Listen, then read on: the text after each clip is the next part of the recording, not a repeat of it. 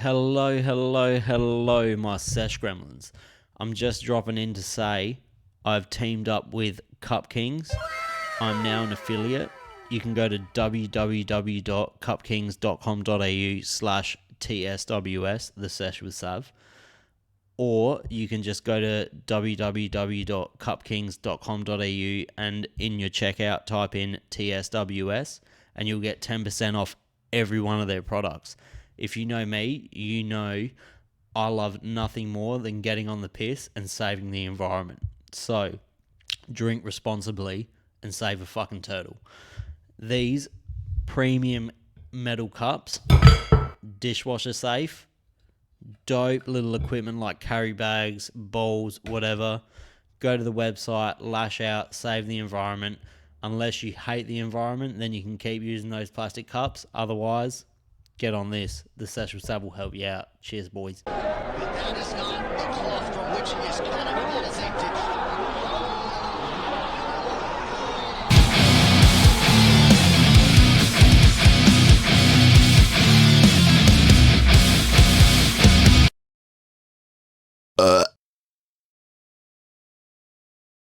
a flu, the daughter went down sick again and everything as well. It's like childcare is just an absolute cesspool. Oh, yeah, because we've tried to organise this like fucking 4 times and it hasn't worked out yet.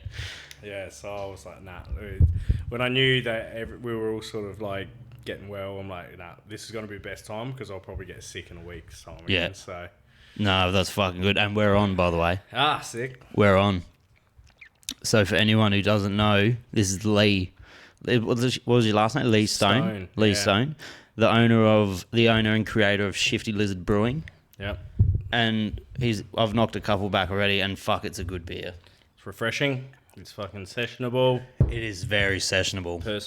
Perfect for the TSWS. It is perfect for the TSWS. One day I'll have my own face on a can. No, it's almost a little bit like get some glasses in my yeah, right? Maybe a little moustache. So when did you start? Tell us about it. So I was home brewing from a kid probably around 16 years old when the old man was sick of me drinking all of his frothies and he was living on West End tins and stuff and going to parties and we were nicking all of his cans, and so I got a little Cooper's home brew kit, and then I sort of, on and off brewing for a little while, experimenting with mates, letting them explode tops off beers and all that kind of shit and seeing what was going wrong with the beer. Then I found met a girl from England and sort of chased her back to England, went over there for 8.5 years. It was only meant to be 2 years. 8.5 years later, I'm still there. I actually fell into a position over in UK where I was actually installing beer taps and beer lines and beer equipment in cellars and that all around London and Greater London and going up as far as Scotland and Wales and all that kind of stuff. So no shit. I did that for 8.5 years, where it was an incredible job, like fucking cruising around pubs all day and just fitting out beer taps. Foster's was the most popular one over there as well. They love Foster's, eh? And they all fucking think that we drink Foster's here. I don't think I've ever met anyone that drinks Foster's. They try to revive Foster's over here, haven't they? They brought out like some cans. I remember going on a cruise ship through like out the South Pacific, and you could get like gigantic like litre cans of Foster's on the cruise ship. It's the worst beer we have in Australia. It tastes different over there. Does it? Yeah. It's probably because it's so fucking cold. Everything tastes different over there.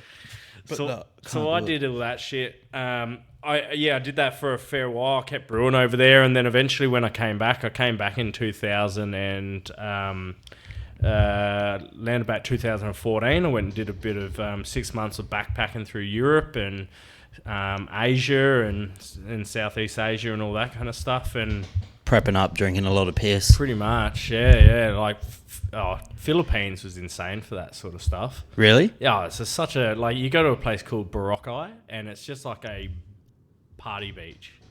And they got like their nightclubs are literally just the front door of the actual nightclub is sand. That's so nice. And or you just look out over the ocean, and yeah, it's insane. We got Mackie D's on the beach and fucking Starbucks and then you fucking came back home and was like, oh, I'm gonna do this as a job. Yeah. I was like, fucking, what's the worst that can happen? So yeah, it started just went and sort of invested in a bigger system over here, and I was living down at Warradale at the time, and hitting the Warradale pretty much every Saturday night, and I started just building up my own little brew system again, and eventually it just went sort of balls deep in it. I started doing this thing called a slither winner, which was Friday night footy tipping, where I would make my home brew at home, and then I would started up this thing online, just going, get your slither tips in, which was just like, who's going to win in a margin, and the closest one get their tip in first, and that gets it on the money, wins a shirt and one of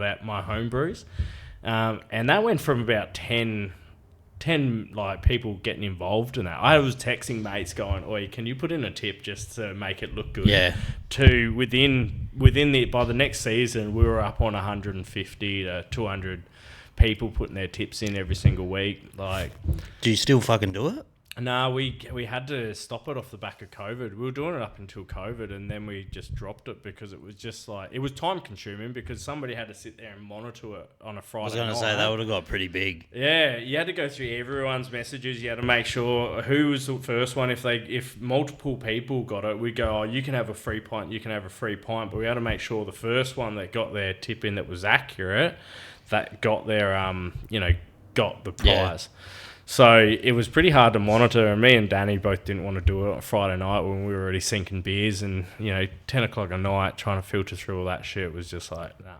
When did you? So you opened up the Shifty. Did it always have like a brewery, like it's like a restaurant and stuff? So I started it in the original brewery. After I moved from Warradale, I found a property up in Old Noongar, which has a big enough back shed that I just started brewing out the back there. So I got that license through the council and everything as a commercial brewery. Sick. But I couldn't sell retail or do anything like that. So I just started doing all my wholesale on that from there. Then eventually we sort of went to beer and barbecue. So I don't know if anyone knows beer and barbecue, but it's just like every July, massive beer festival over at Wable So Showground. upset, I'm gonna fucking miss it. Oh, it's in July this year, isn't it? Yeah. Didn't you just go to Did you go to the one in Sydney? Went over to Melbourne for Good Beer Week. Oh yeah, and Gabs Festival, but I had to leave a day before that because we had an event at Molly Duca. So they had something in Sydney recently too, like a barbecue and beer festival. That'll be this weekend, I think. I think that Gabs Festival is this weekend, so they do Melbourne, and then 2 weeks later they go and do Sydney, and then they go and do Brisbane, and then they shoot over to Auckland. So you were just rocking a van, like a decked out van, pretty much, just with a couple taps. I didn't serve anything at those ones. Over at Beer and Barbecue Festival, I have a portable bar. That's gangster. So I just have branded Shifty Bar, which is essentially a bar that I bought from originally from Bunnings, and then I went through Sydney Tools, and we just signaged the front of it, ripped out the middle cabinets, put in a beer chiller, fitted out with taps, and that looks the real deal. And I just roll that into different festivals and all that stuff, and sling beers through that and spirits and all that stuff. So fuck yeah, yeah. So that's what I did over the couple of weeks ago and that, and So we've just smashing beers and that now. So now it's the fun part. Yeah, it's the fun once part. You've established and all that shit. Yeah. So. Segue, yeah, completely fucking lost my train of thought. The brewery that I established over in Old Noongar, started out, grow that, needed an actual space. And when we went to Beer and Barbecue Festival, we were, people were just going, well, how do we have a tap house? Can we come and taste your beers from there and blah, blah, blah. And we didn't have anything at the time. So we were like, we need to find a venue that we can actually let people come to the front door, come and do tasting paddles, try our beers, relax and do all that shit. So we found the home in Wollonga, which was an old butcher shop. Originally it was like a meats and small goods. The fella there was an old sort of Swiss German, used to just kind of, do like smoked bacon and all that kind of shit. And then so it had like drainage through the whole place, tiles on the walls and all that stuff, so we could make a fair mess in there. And then just sort of went, this is prime. Renovated it, took me 4 months, and made it look fresh, and then put a little brew system out the back, and away we went. And now we've been there for about 5 years. So Are you there? And you're always hands on. I always see you in the brew room. Yeah, I'm Monday to Friday doing brewing, and then fucking weekends doing festivals, events, markets, and all that shit. So yeah, it's pretty non-stop.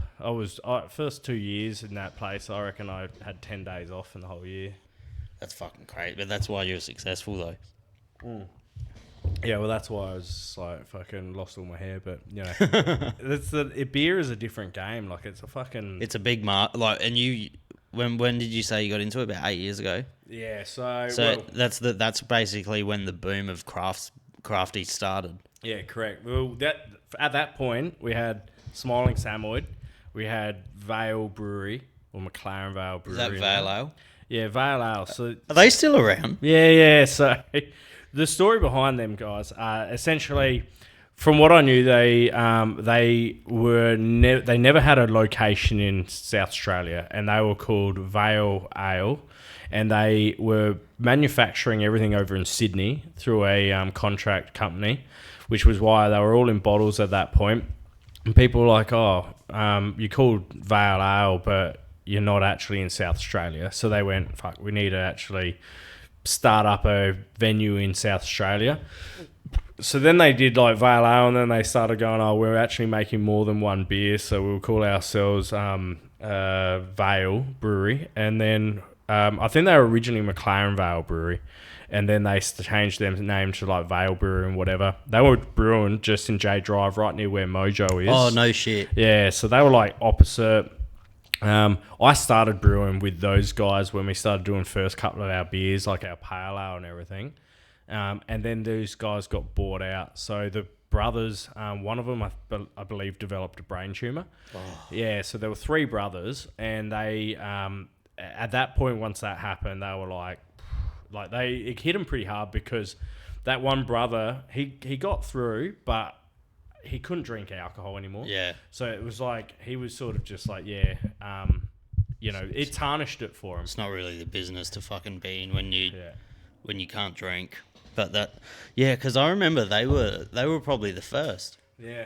I'd imagine. They were like, or in Australia at least, or in Adelaide, sorry, in South Australia, they were probably the first really big craft. Yeah. And then Pirate Life, obviously. Well, Barossa Valley have sort of always trundled along over there, and Clare Valley were doing things at the same time, but they were, these are winery owned sort of massive big corporations. Yeah, and even Pikes, they're all family owned, the Pikes group and that, but they started with their winery, and they started developing the brewery. Barossa were the same. The owner of that, he was involved in the winery. They wanted to open up the brewery stuff as well. So there was a few of them scattered all over the place, but nothing to the scale of what we're looking at now. Because at that time there was probably 5 local breweries, including like Goodison's Brewery and stuff, and now there's like fucking 15 just in the, you could spit and hit most of them. So yeah, it's cranked up a notch. And then we went, if we get in now, we can sort of establish ourselves and sort of. You got in at a good time. You still can get in there and establish yourself. Whereas if you start a craft beer company now, you're almost fucked. Yeah. Like it's unless you got like an amazing product, you're fucked now. You just gotta have heaps of money. Do you know what I heaps appreciate about your shit as well? What's that? Your cans don't just have fucking stupid pictures on them. So many craft beers will lead you on with, like, they spend all the money on the can. Yeah. It's crazy. We do put lizard scale. That's all right. No, but it feels nice. It's textural. It's grip for when you're power. No, it's nice. But the biggest craft beer in Australian history would have to be Pirate Life, just because of that. Didn't they sold? Cooper's is probably still the XPA producing more by volume. The purple cans. Pale ale. Yeah, Cooper's pale, the green. That would be still, like, just as a family owned, because it's actually weird. My partner's like 7th generation Cooper. Is she? So still family owned brewery. There is shares and that out there, but still family owned. But Pyro Life, by absolute mass impact, were like 3 years. Hats off to those guys. They developed a business model. They're like Perth. They were brewing for I believe Brewdog over in Scotland. It's where they got a lot of their experience. They came back. They went, let's fucking start up a brewery. Where do we need to go? South Australia doesn't have a major brewery over there. Let's go and do that. They hit South Australia. 3 years. They like went bang. Produced these hoppy beers. Fucking blew everyone's mind. And then Their beers are nice too. They sell, yeah. Yeah, who did that? They sold to fucking CUB. but they sold for like over 100 milli, didn't they? Oh fuck knows. Who knows what they sold for now? Or whatever they put down for. I heard it was fucking well over $100 million, which I'd believe. I wouldn't be surprised because they were a big company when they sold. Yeah, they never. Well, I've never had it disclosed to me. Even the owners, like, they go to Beer and Barbecue and they were going on Q&A up on stage, and people will be like, "What you sell for?" They'll throw the hard questions at them. And they're never going to say. No comment. Yeah, they're never going to say. Oh, you don't want people to know you're worth $500 million. Yeah. What I do know is the three guys that sort of established it, both Jack, Red, and MC, they took. So when they went, all right, we're going to build it, they went and took on big investment, and then they reduced their share down. And so I don't know if they had 15% each or if they had a combined share of 15% or whatever it was. But then when they sold, the massive amount, they got a fucking reasonable chunk out of that. But they didn't have majority ownership of it. But what they did have is like a certainty job when they got bought out, and now a cushy little position going forward. So, and done. For people that don't know, to brew beer, is there like TAFE courses or university courses for this now? Yeah, there is. There definitely was beforehand. They're coming back about now. Before COVID, I was going to say, because you obviously didn't go to.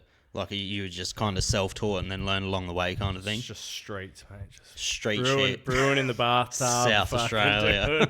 Doing it old school. We needed piss when we were 16, so I made it happen.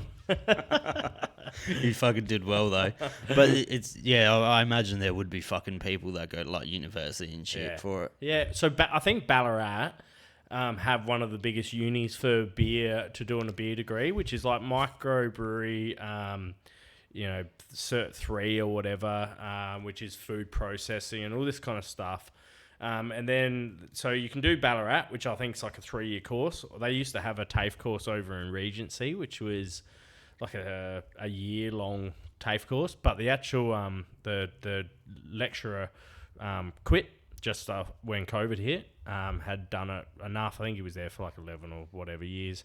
And then they struggled to find another person to fill that role. So I believe the Wake campus for UniSA is doing some stuff, like a bit of microbiology stuff and whatever. So, yeah, there's definitely things happening out there. I don't know where it's all happening, but it is happening. I couldn't tell you the first fucking step to making a beer, and I've consumed more beer than water in the last fucking 10 years of my life. Most of the podcasts I've heard you smash and down some frothies. Mate, if God gave me one talent. The issue with me's always been I can get hammered off of like 6 beers, but I fucking got a winner's mentality. Yeah. So I'm always the last one standing. No matter how bad it gets, I won't go until it's over.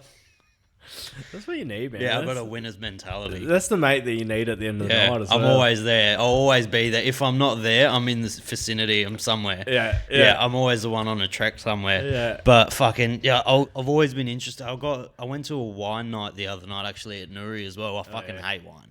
I'm not a real big wine drinker. But it was like nice hearing the process and shit, because I had like speakers and wine masters and shit. Yeah. But I wouldn't be able to tell. You start off with the fucking hops, obviously. Do you have to ferment them?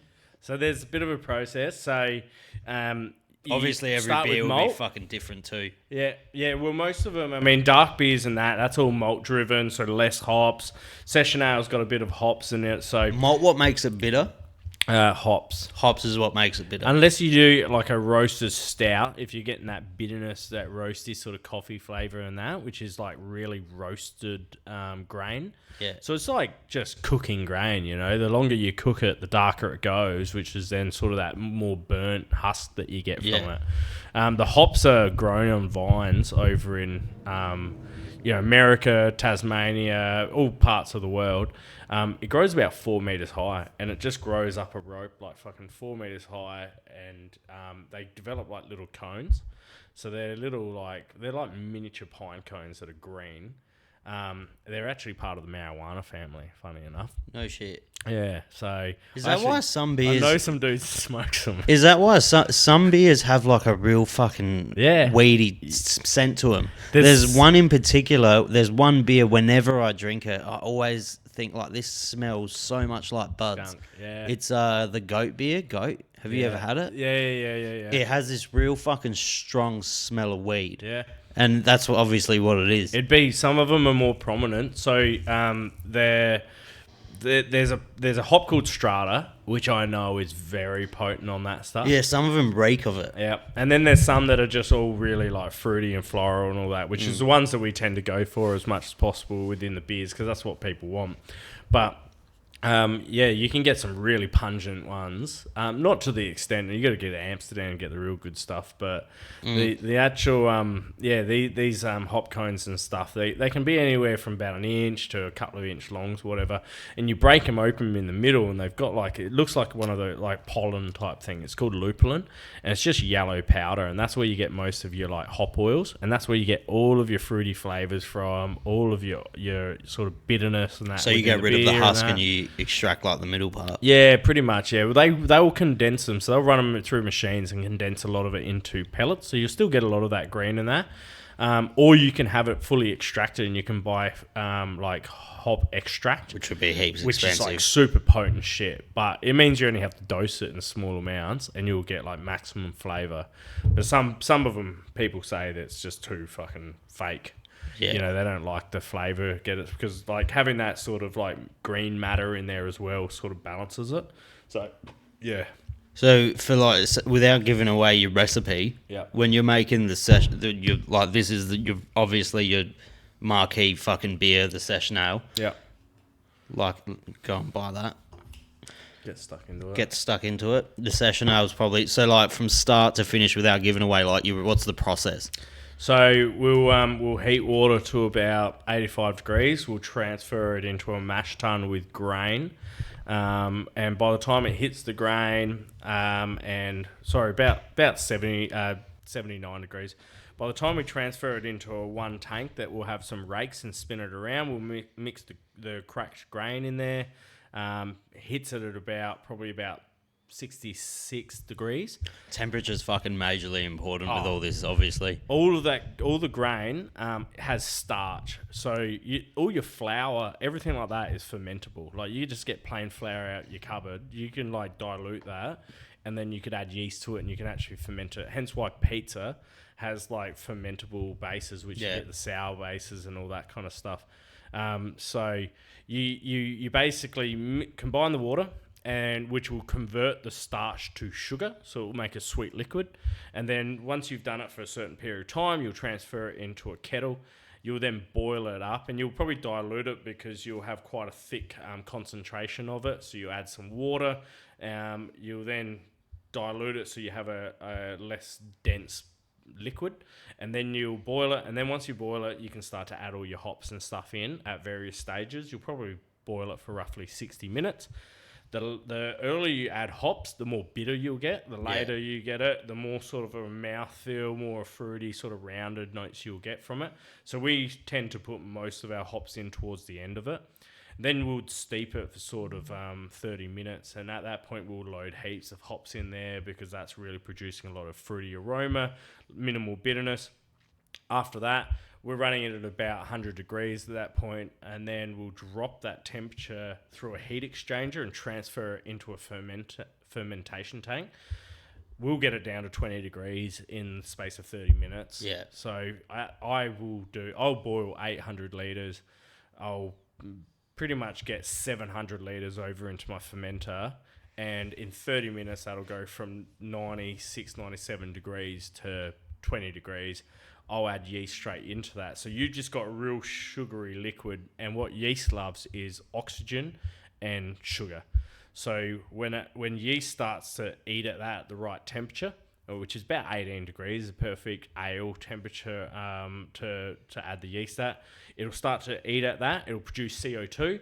CO2 will then come out of the tank and start to just bubble off the side of the fermenter, but it will convert it into actual like ethanol. So it won't be beer until it's actually been eaten by the yeast. So it's just like a wort, which is just sugar liquid. So no shit. yeah, and we will then throw hops into the fermentation tank even after fermentation or even during fermentation, and that'll add like even more aroma on the nose and flavor and all that kind of shit. So and if you're making like if you're fucking around and you're trying to experiment with like different fruit, like actual fruits or different flavor profiles, at what point will you like shove in different flavors? Most of the flavors and stuff, if we're adding fruit and all that, is best probably put in during fermentation. Yeah, I was gonna because say, some so shit's it still breaks got down. sugar and everything in it. So you got to be really careful, because if you're adding it too late, and if the yeast doesn't eat it, you think it's done and you transfer it into a can, and then if you don't pasteurize, which is basically filter your beer, when you put it in a can, if your beer goes to a supermarket or to a bottle shop and they put it on the shelf that seems to be a perfect 18 degrees inside their shop, and there's yeast that's in the bottom of the can, and there's also sugar in that can that hasn't eaten it'll start going again. Yeah. And that's where we get bursting cans and all that. I think Big Shed just recently had one, which if fucking they had a recall on all their products because it says like it's a exploding cans, but two, then it's the not the right alcohol that they put on the can. So you have 0.3% leniency on this. So I could go 3.9 or 4.5% alcohol that's actually in the can, even though I've said 4.2, because it's not always perfect, unless you're a fucking CUB or whatever and you just get a bang on every single time.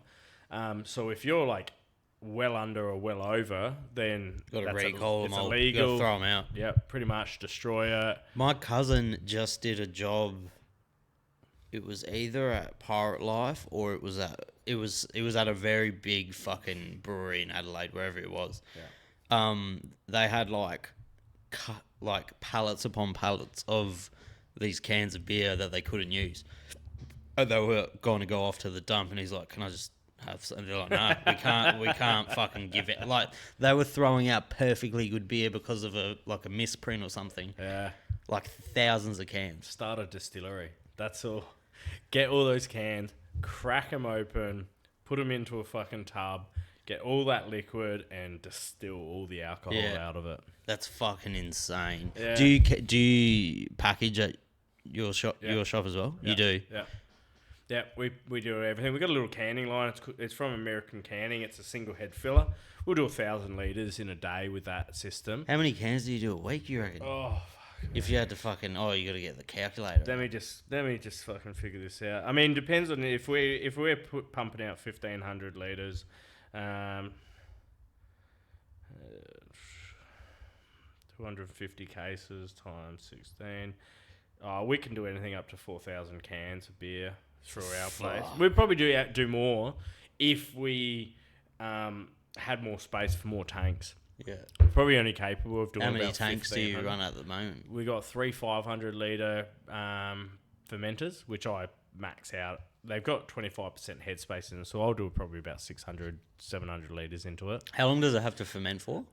It'll ferment a week, and then you've generally got about a week or two of conditioning, where you might dry hop it, and then you'll pull that out. So you're probably looking at 2 to 3 weeks. So you have to be fucking months ahead. Yeah. You have to be looking like If you fuck something up, you got a whole month to fucking rectify it again. So it's pretty devastating. I was gonna say you'd have to know you almost schedule out your whole year. Yeah. Before it even fucking starts. Yeah.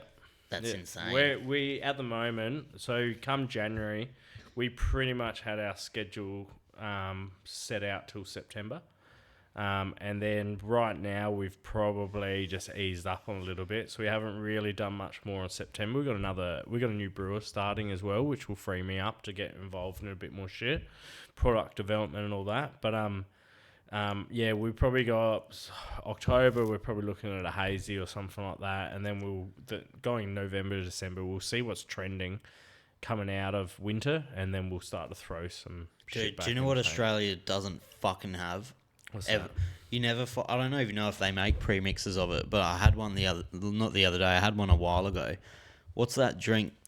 Usually it's with Corona though. It's with like a pretty light beer, and they mix it with a little bit of tomato, hot sauce, and chamoy, and they put tahini on the rim. It's not horchata. It's not horchata. It's a michelada, I think. Yeah, right. So it's just like a chili with a little bit of tomato, a little bit of tiny bit of hot sauce in it, and it's usually rimmed with that chamoy. Have you tasted chamoy before? No. It's fucking so nice. It's just fermented hot? fruit. No, chamoy's not. Sweet. Chamoy's really sour, a little bit salty, and you rim it with that tahini, which is like just fucking. Yeah, right. Like a citric acid powder with chili. I'm gonna have to fucking write that down. Michelada. It's like a beer cocktail they make. It's really popular in Mexico. Michelada. Yeah, but that chamoy would be so nice in a fucking beer. I'll give you after the podcast. I'll go in the house and I'll give you some. It's so nice with fucking beer, but it's nice with a light beer like a Corona. Like it's not even beer. It's just fucking beer flavored water. The hard one is like beer scene is going nuts, but it's like it's not going. It's like there's not necessarily more people jumping onto the craft beer trend anymore. It's just the people that are on it are fucking going insane. Yeah, and it's like that's where like the R2G drinks and all that are just continuing rising. Oh, dude, that fucking drink you showed me before, that's 66%. Yeah, Snake Venom. Yeah, but you could put that into you could put that with your fucking like some Coke and or put it in a margarita or something and drink it. It's 67.5% beer. Fucking not beer anymore, but it's apparently beer. Once I hit 1,000 subscribers, I'm nailing one live on the podcast. Yeah. I found a place that you can actually buy it in Australia. Yeah. How much is a bottle? It's where is it? So it's only it's 50 quid. So which about 80, 90 bucks. Yeah. It's not bad, and you get a free whiskey glass with it as well, mate. So when you have to drink beer out of whiskey glass, that's for a single bottle. That's one single, looks like a... So what would that be? That'd be like $3.75? 330 mil bottle for 80 bucks. Just off the top of your head, how many standards would that be? Mate, I mean, if you had to guess. This is one standard drink. And that's 335. We'll just go 67 divided by... that can't be like 20. That's 16 standard drinks in one bottle of beer. That's fucking bad. And they're... Jesus. And cocaine's legal in That's illegal. Death in a bottle. But they'll sell 66 fucking % beers. Oh, fucking hell. But yeah, the craft beer scene has gone a bit crazy. Do you think it's gone a bit wanky too? Yeah. And Do you try and steer clear of that? Yeah. I don't like. There's a lot of different apps and stuff like Untapped and all the Facebook pages and that. They've got all their little craft beer pages where people follow and that. And it's great that people have these outlets that they can go and talk to mates. Some people aren't very social, so it's actually their best chance to actually talk to people. But it's also makes people sort of, they go on and they review and they review beers that they also they just throw out there whatever the fuck they want. And sometimes they don't realise there's other people that are reading those reviews, like business owners. And they're all, yeah. Oh, this is my beer. I've just put this new limited release beer out there, and there's people just putting absolute fucked up conversation, like comments and shit on it. And just couch fucking people, like just Dave that works at the fucking servo down the road, and he's pretty much out the back having a smoke and a beer, and he's fucking talking about the back notes of your beer. Yeah, and shit. It's a bit smoky and it's fucked, and you're like, mate, you just smashed 5 darts, and so what do you expect? You just fucking smoked a crack pipe and hit your missus, and then you're gonna go and write a review on a beer. But it's just different strokes for different folks with beers though. Like there's beers I like that I guarantee not many people like. There's this craft beer called, I don't know who does it. Is it Little Bang do the Berserker? Yeah. Face Berserker. Face Berserker? That beer to a normal person is fucking disgusting. Yeah. It's way too strong and it's so sour. Like, it's really sour, but I like that. Yeah. I've given that to so many people and they think it's fucking horrid. Oh, you need to have... Yeah, I can't wait. You need to have that one, seriously. I will. Because they do some. They had their Schwang melon. They got Schwang such... berry. Little Bang's all that really shit. good. Oh man, they're legends. Where are they based? They're over in Stepney. Stepney. Yeah, Oh, so they're yeah. from South Australia. Yeah, bloody oath they are. Little yeah. Bank's fucking Yeah, nice. Yeah, so I when I started up the brewery, those guys have been going for a few years, and Ryan and Phil are the owners and that there, and they're absolute legends. Like I sort of use them as inspiration. As I started growing my brewery, I was watching them grow and all the shit that they were doing, and I was like, this is insane. So when I got in the industry and I actually started rubbing shoulders with those guys, it was like a privilege to be like, you know, like doing the same kind of stuff. But I was always like, you know, striving to be doing shit as cool as what they do. And they do some real backward shit. They do some fucking strange stuff, but they never, I don't feel like they never sacrifice the flavor or like the quality of the beer just to be weird. Like, they do it well. Yeah. Everything they do really well. Yeah. Their whole like fucking concept, everything about what their brewery is to be very different but also just make sure that they knock it out the park. I love those guys. Like, fucking shout out to Ryan and Phil. Phil's no longer really fully involved anymore. He moved over to Perth. He was the original brewer, and Ryan and original owner and starter of it. Ryan is like very much sales, marketing, and all that. And you'll see him all over social media. He does all the dumb shit on videos, which is pretty much where That's I'm your at job with my shit. That's now. your job. You just had that one video for that fucking fruit. Is it for like a fruit puncher video? Oh, but you're on the beach and they caned you with heaps of fruit. Fruit bomb. Yeah. That was me and Crackers, actually. It was his Crew Series beer, and we had a little romantic moment out on the beach there, but I got a bucket of fucking juice and oranges and that thrown at my face. Was that down at Wollonga? Yeah. No, that was Moana, yeah. So that was like... but in that bucket, so I got thrown with a heap of juice. That was filled with bananas and limes and mangoes and shit. So when it hit my face, it actually fairly hurt. And you see my glasses move. And then right at the end, which was actually my suggestion, that someone throw an orange at my head. So Anything for it was the perfect content. though as well. I just sort of ricocheted off my head, and I was just like, juicy. Those things you only got one take to do as well. Had to be done in one shot. I don't know if you've seen that video of me jumping through that wall. I did, man. When I fucking was doing it, I was looking at it. I was like, oh, fuck, I only got one take to do this. So no matter how... I told my cousins, I was like, no matter how badly I get hurt, no matter what happens, please keep filming.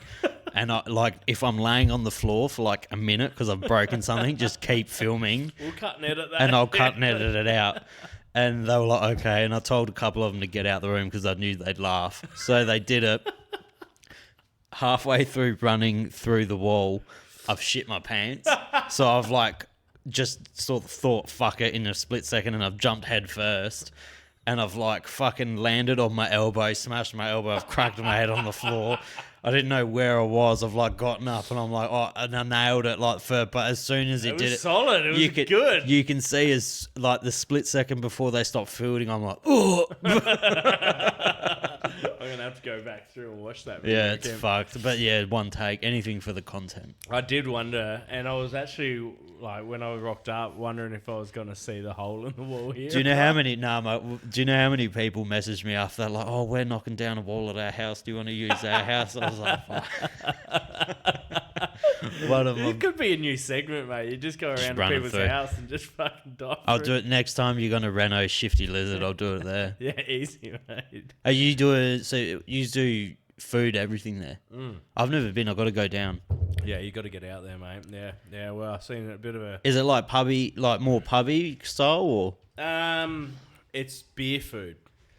Yeah, so you're not looking at like snitties and whatever, but we do, like wicked burgers, brioche buns, 50-cent wings on a Friday night. You still do that with the price of chicken? Yeah, it's. I was actually thinking about that on the drive. Because I got to. Fuck, we're gonna have to go to 75 cents. We have a fish and chip shop. Oh, So, yeah. Where at? Christie's. Oh, it's not the one just down towards the end on the right, No, is it? it's the one after Woolies on the left. Oh, yeah. Oh, well, I'll fucking have to go and get some Yeah, chips. but fucking it's a 50-cent wings, mate. That ain't make good. I know, but it's a draw card of people. Yeah, just coming because to drink people the go beer. and then they drink piss. And 50. So every Wednesday, 50-cent wings. Every Fridays. Friday, 50-cent Fuck, wings. that's dangerous. Yeah, it's. I reckon new financial year it's gonna go up unless those chickens start fucking working for less. It's not going to work like that. So 75 cents, I reckon, is where we're going to hit it. Which And doesn't then have just- the same ring to it as 50 cent Yeah, wings. 75-cent wings.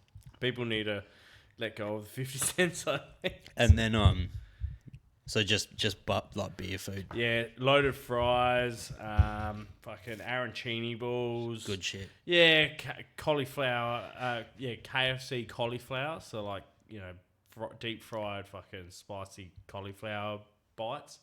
Mac and cheese balls. How many seats is it? Oh, we're pretty small inside. I reckon we seat about 38. We're licensed for 75. Out the front of the venue, we could probably sit another 12 to 14 people. Around the side, the side's a bit of an add-on. We don't own the venue, so we just lease it. So we're very hesitant on spending big Expanding. money on because we wanted to do a veranda and a deck and all that kind of stuff, but we're not really sure what we're doing that because the brewery itself has actually grown bigger than that venue. So You might need a fucking bigger space eventually. Shifty needs definitely a bigger space. Have you thought about 100%. Lonnie? Lonsdale? Mm. Well, there's another brewery in Lonsdale now. I was just going to say, when is that opening? They've They're opening a full, when been pushed back a fair bit. when Glam Adelaide did the fucking thing of that, like when they did the post, Yeah. they made it sound like it was Cooper's Ale House. I didn't I was like, what the fuck? That's dope. I was excited. I was like, Cooper Ale's House come down here. That's sick. But Lone Gum, I think. Loan something fucking brewery. Yeah. 2 double brewery. What do you mean? Lone Gum Brewery, which one's like a souring sort of. More that end of crafts. Yeah, they do different sours. I'm going to assume they're going to do barrel sours, kettle sours, all that kind of stuff. And then they've teamed up with these guys called Beer No Evil. So Beer No Evil. That's the one. Beer No Evil. They were doing a heap of contract brewing through Big Shed and everything as well. He's been, I don't know if he does small batch at his house or what he does and that. He's a great fella, Paul. He's a top-notch bloke. But he's sort of gone part in that little venture over there. And so he's starting to try and pump out brews. But I knew that they were being pushed back through council and they had to, meet all the different requirements and all that shit. So, yeah, fuck knows where he's at right now. But I think It's a they're good getting location. close, so, It's yeah. industrial. You can be fucking loud. Like it's good. It's a good. I reckon it would be sick if more of you guys went to Lonsdale because it's such a cool area. It's so industrial that you can actually get loose there a little bit. But my only concern with that is to what extent at the night, if there's nothing. Our problem with Wollonga is that There's nothing it goes- past 9, Nah. 10. So on a Friday night, we're busy as, and we're pumping until 9:30, 10 o'clock at night. But Saturdays just goes quiet. So Depends what you want to make of it though, because I remember back when I was growing up down south, the south used to have places you could legit go and drink and fucking party and but Vic. now the Vic, exactly. The Vic's now it's a Seaford Tav, but it's not the same. Yeah. I don't know what the kids do these days, but Beach fucking Hotel, hell, people were partying in the car park after that joint. the Vic, there would be fights for 3 days. People would be there for 3 I days. broke my foot at the fucking Vic. Oh yeah. But not for being a hard ass. I fucking lost my ring that my fucking somebody had bought me, or actually the girlfriend at the time had bought me. I thought I lost it. So this is a fucked up story actually. So I thought so this is when I met my English girlfriend. I went to the Vic. She'd bought me this little wanky fucking friendship fucking ring that I was like, oh, this is awesome. Yeah, cheers, mate. Blah blah blah. Anyway, went to the Vic. At the end of the Vic, I fucking was paro. I thought I'd lost it. So I started walking around kicking shit. I fucking kicked a post and all this shit. I ended up breaking my foot. And then, like, I was in severe pain. I got home that night, and as I took my socks and shoes off, my ring fell out my sock. That's fucked. I clearly thought in my head, I'm going to lose this. I'm going to put it in my sock. And fucking lo and behold, there it was. So I broke my foot for nothing. I didn't miss a Vic Friday from 18 to like 22. I didn't miss one ever. And so many stories. I was fucking convinced these blokes I knew were down from like Manchester or Liverpool. Yeah. No, Manchester. They're nuts as well. And I was like, I'll take you to the Vic, and they're like, "Can we get a route?" I'm like, "Fuck it, I'll get you a route in 10 minutes of being there." And we went in. Shout out to Cam De Silva. He lives in Perth now. This was him. It was at the time that Geordie Shore was really big. Oh yeah. And there was this bloke called Gaz on it, and I was like, "Well, just tell all these chicks that you're one of their brothers. That Gaz is like brother, and you're down here, and they'll believe you. They're fucking probably all on drugs anyway." So we got in there, blah blah blah. Told this girl this was Gaz from Geordie Shore's brother. She's like, really? She believed it. Went in the toilet, started giving him a blowjob. Hey! Security guard, shout out to Simo, like walked into the toilet. He's like, you cannot do that. And he's like, Sav said it was okay. And he's like, Sav does not matter right now. Run this show, mate. And then at the end of the night, everyone's getting kicked out, whatever. And he's got like literally a line of like 5 or 10 people waiting to take pictures with him because he's convinced everyone that he's this cunt from Geordie Shore's brother. It was fucking. Gaz is that scrawny little fella, wasn't he? Yeah, like, he was one of the main ones. Yeah, I don't know. I remember. But yeah, I convinced just because they had the same accent, everyone in Adelaide's like, oh, a star. It works, mate. It works a treat. It's in the UK. I would go out on a night out, and as soon as you Steve open Irwin's your my mouth, cousin. people will, yeah. I'm sleeping with Bindi. Yeah, it's insane, man. Like it's crazy when you go over to a different country. They love accents over there. So especially the Aussie accents are passport to anywhere. In Europe, especially, they think you're so foreign because you say cunt. Yeah. Oh, you're so exotic. It's okay to say everywhere, isn't it? Do you know what I found when I was in Europe though? I don't know about, and a lot of people are going to be mad about it. English people are the worst drinkers I've ever met. Hey, there you go. Because I don't know if it's because I was like in Cyprus and Greece, because that's where I spent most of my time when I was in Europe. The heat over there is it's consecutively 30 degrees every day. And we're used to it, so we love it. That's perfect drinking weather. But in Ayia Napa in Cyprus, there was like 3 million tourists in a place the size of Morphett Vale under the age of 25 because they go there for their like spring break, and they were fucking hammered all throughout the day.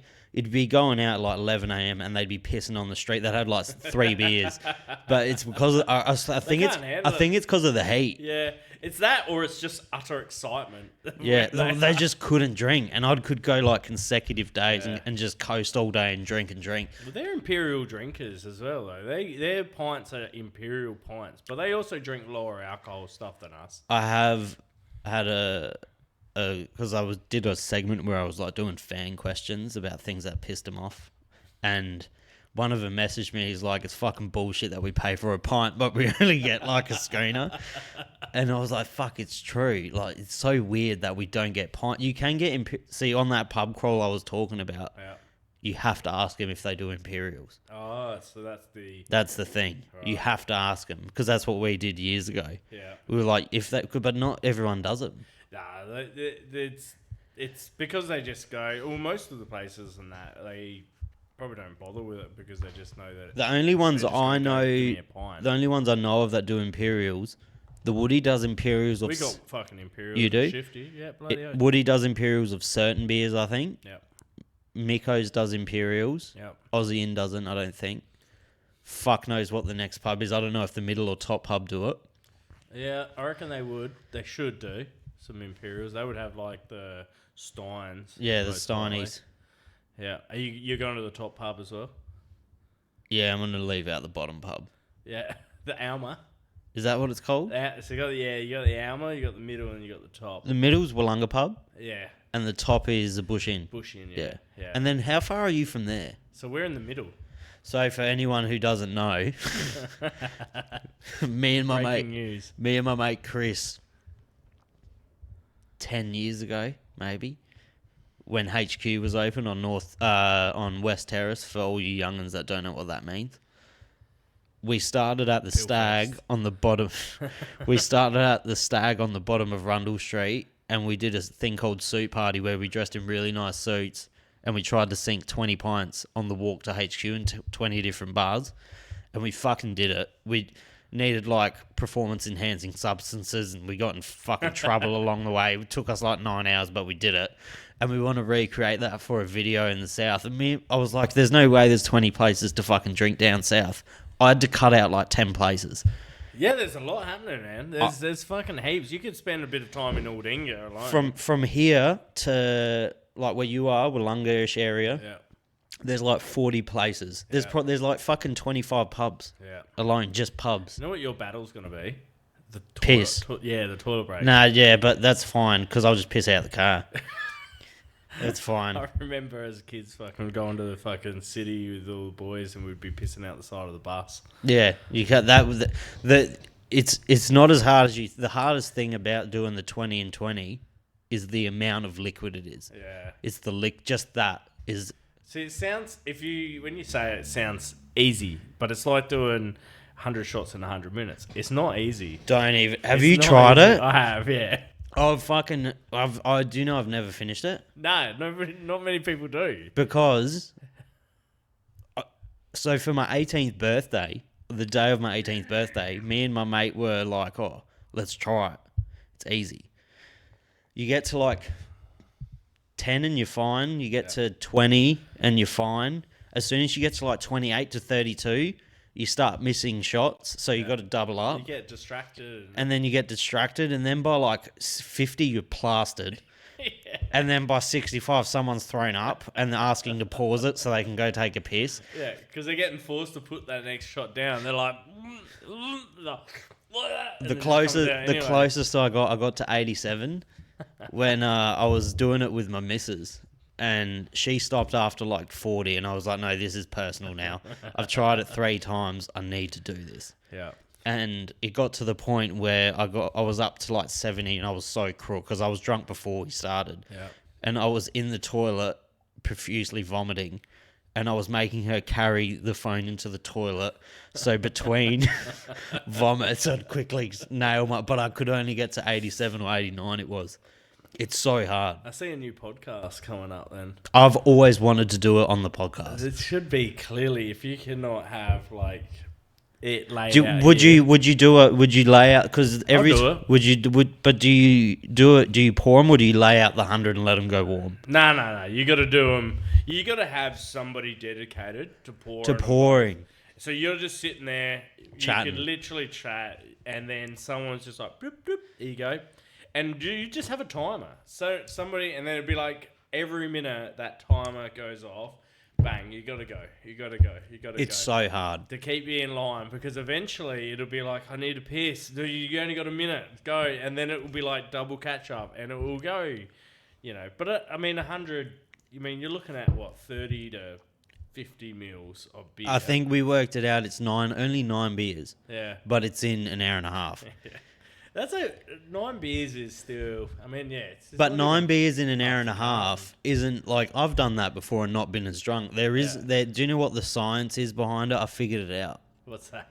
You know, when you pour a beer, you got bubbles. Yeah. When you pour a shot glass, you don't. Yeah. So it's in your stomach. Well, And it's in your stomach all fucking churning. Like there's no gas getting released in or the is actual. it because when you could have a mouthful, you could have a double shot in one mouthful and then have a longer... I don't know. I honestly There's think... only one way to find out. I think it's because when you pour a beer, the bubbles come out, the fucking head's the bubbles like escaping. Yeah. When you pour it in the shot glass, there's no head. Yeah. Well, you need to get one of those. So another fun fact, actually, is if you get beer glassware... good beer glassware has engraving on the underneath. And what that actually has is it produces the CO2, so you'll continue to see the CO2 rise, and that's called a head saver. So it just keeps the head alive on the actual beer. What do you think's the best beer spot in Adelaide? Best beer spot in Adelaide. Belgian Beer Cafe? It's pretty hot there, yeah. That one street alone is probably my favourite. They got Nola. Nola.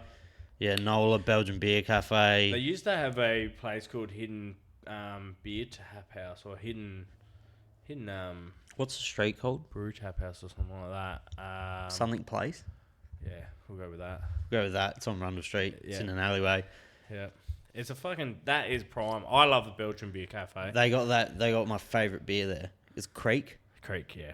Creek. Yeah. So nice, Cherry, sort of sour. It's such a feminine beer. But fucking amazing, though. And you can so get it in nice. a litre fucking cup. It's so nice. Yeah, that's insane. That borders, like, to me, though, especially with sours, you're bordering so much not on beer. It's its own thing. Yeah. Like, in some sours, I would not consider a beer. Yeah.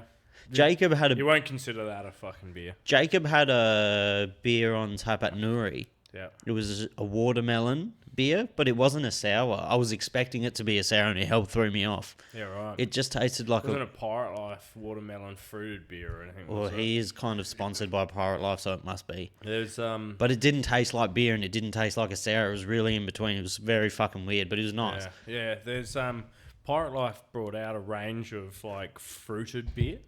Probably to get people who don't drink beer into their product. Pretty much. I don't know how it's gone. They sort of seem to have pushed it quite well.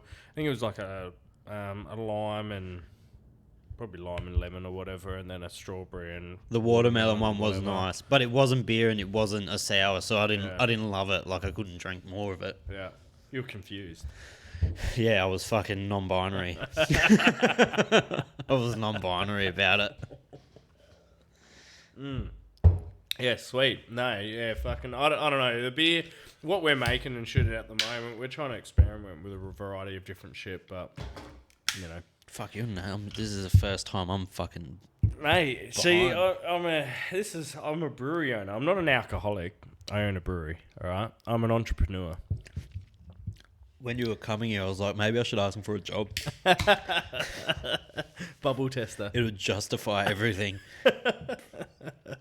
We're always looking for people to actually test our products. When I posted that I was going to do that pub crawl, the first thing that happened was my brother called me. He's like, "Are you okay?" Like, in the head, and I was like, "I've done it before." He's like, 10 years ago. Yeah, you're not as young as you used to be.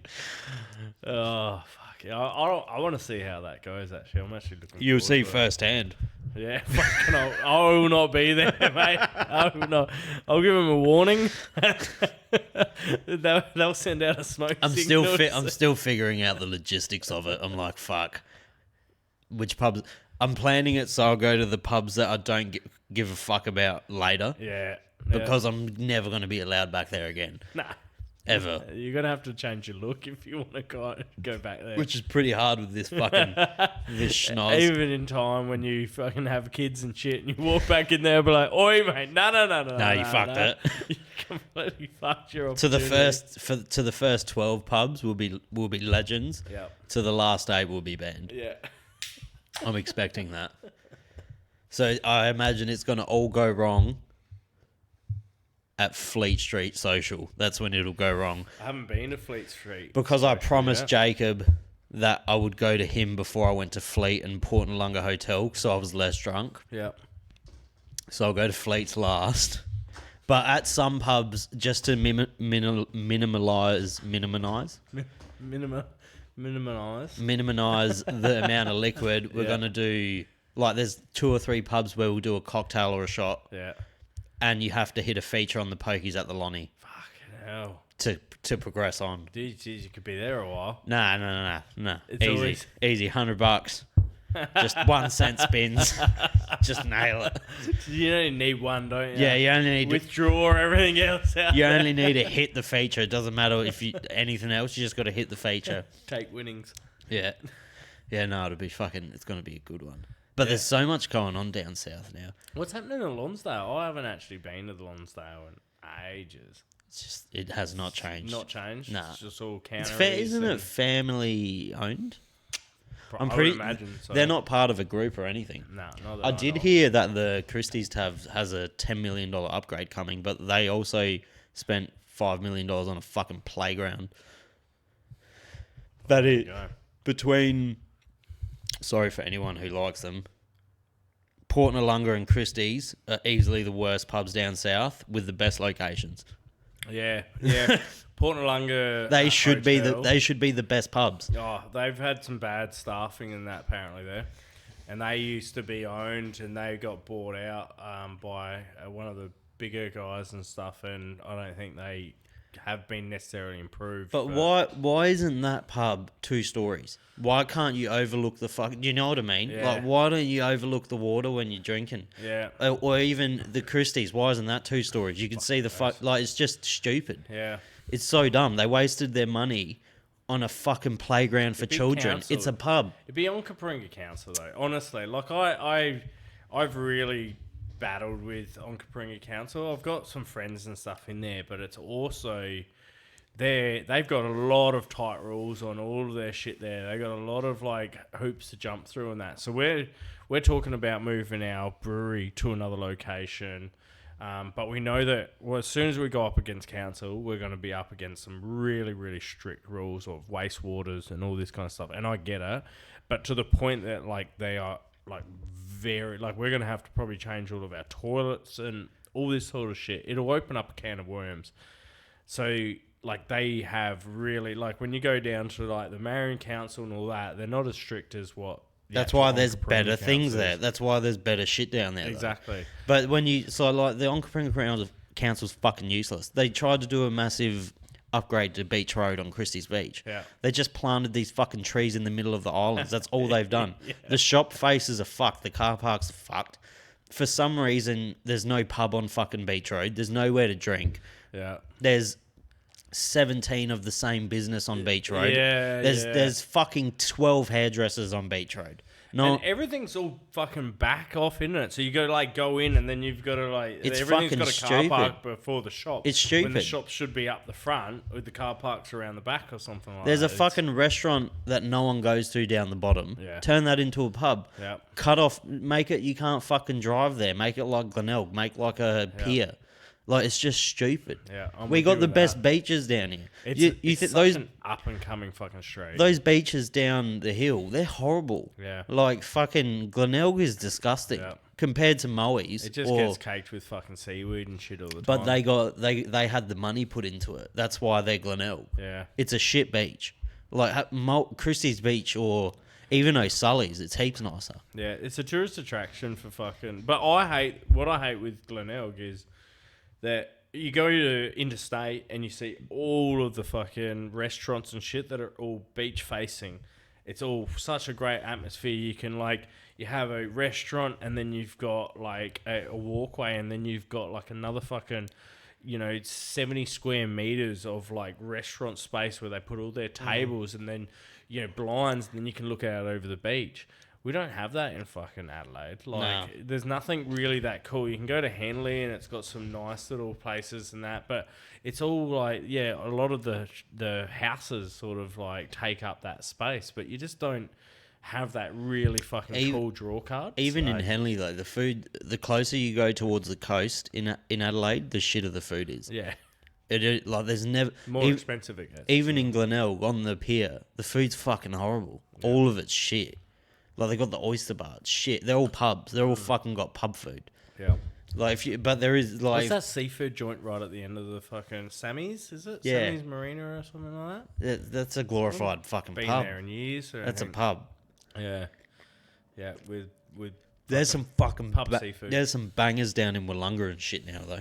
Yeah. There's that Mooney restaurant, that Japanese restaurant. Yeah, I haven't been there yet. Apparently it's fucking phenomenal. It's it's got some price about it, but apparently it's what it is. good. Yeah, apparently it's good. It's like a proper it's a restaurant. It's not somewhere you go with your family. Yeah. Somewhere you take your missus, kind of thing. But I've heard it's amazing.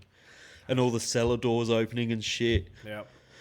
It's a fucking nice spot. Wollonga is a really cool little town, like a country and that. It needs to develop. There needs to be an element of The only thing, funding. Council need to put a bit it's more in. impossible to buy in those areas because it's so expensive. Yeah. Young fellas can't afford it. Yeah. We've been looking at acreages for ages. We can't afford anything Yeah, in Adelaide. My Ponga.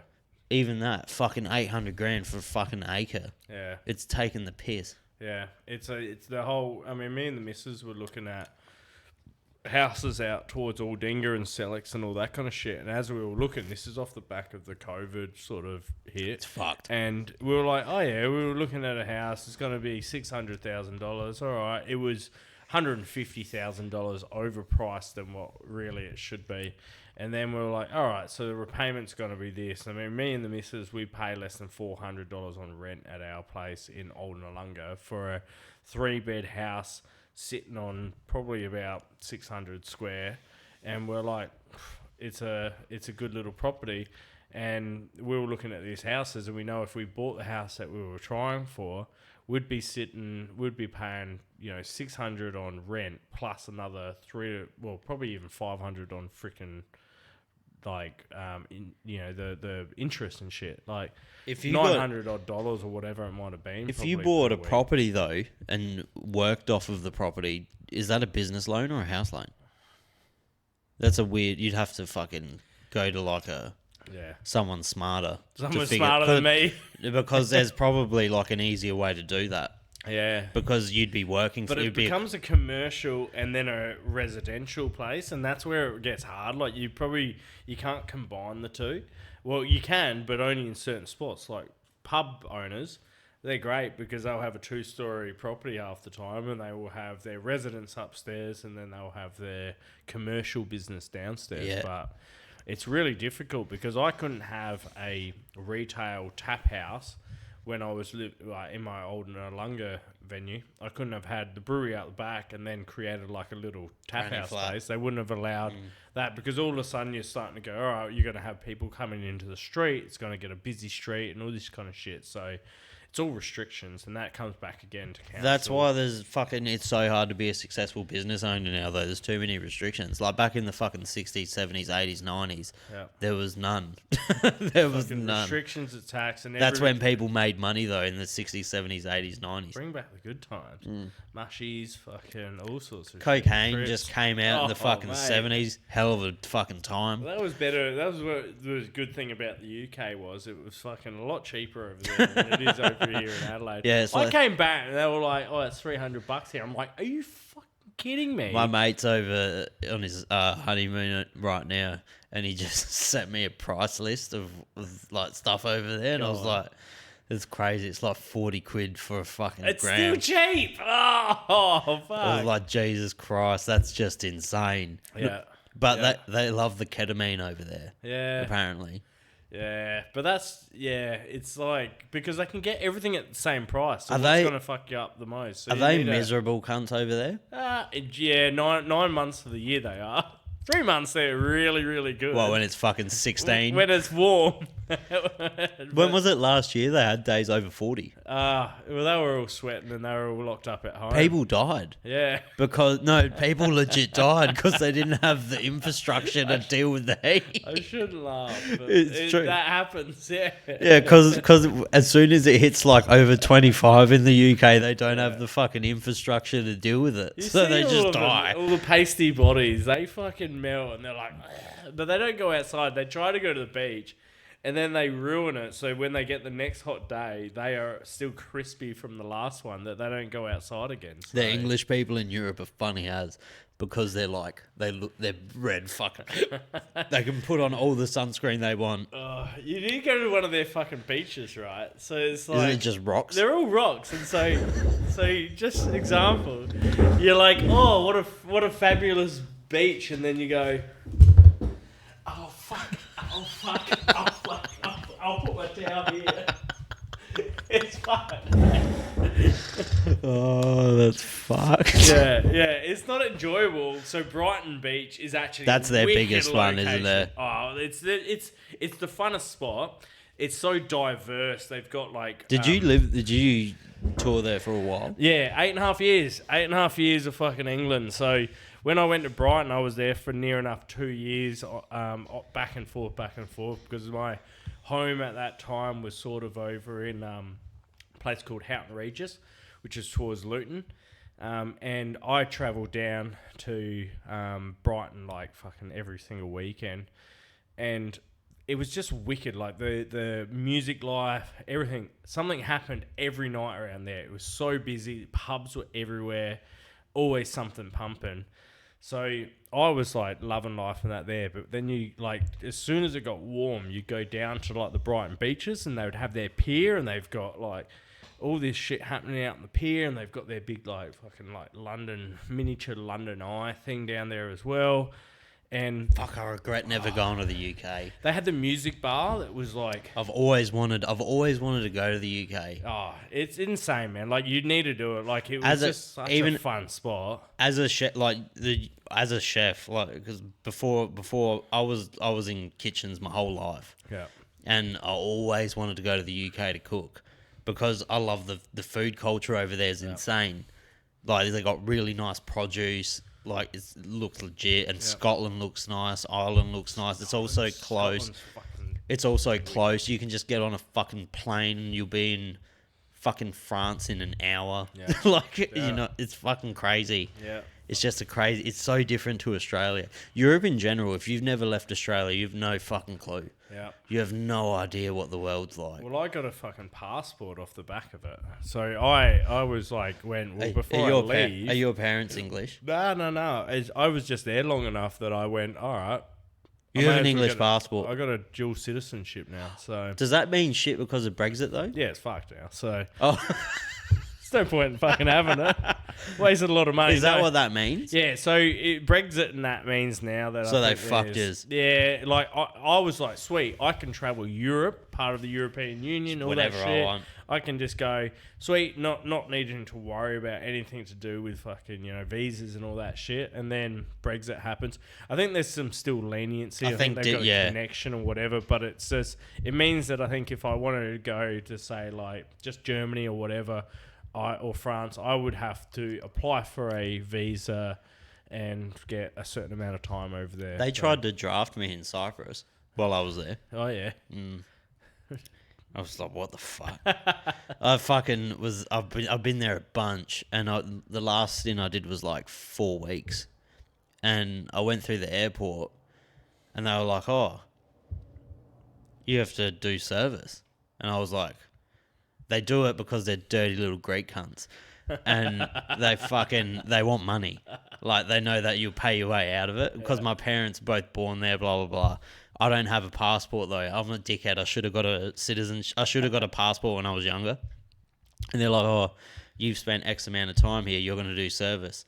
And I was like, Cyprus is here. Syria is here. I ain't doing any fucking service for you, cunt. And they were like, oh, we'll see on your way back if you make it back to Australia. I was like, well, you fucking bet I am. You fucking bet you fucking... insane. Imagine you got forced into it. I'd be useless. Yeah. What the fuck would I do?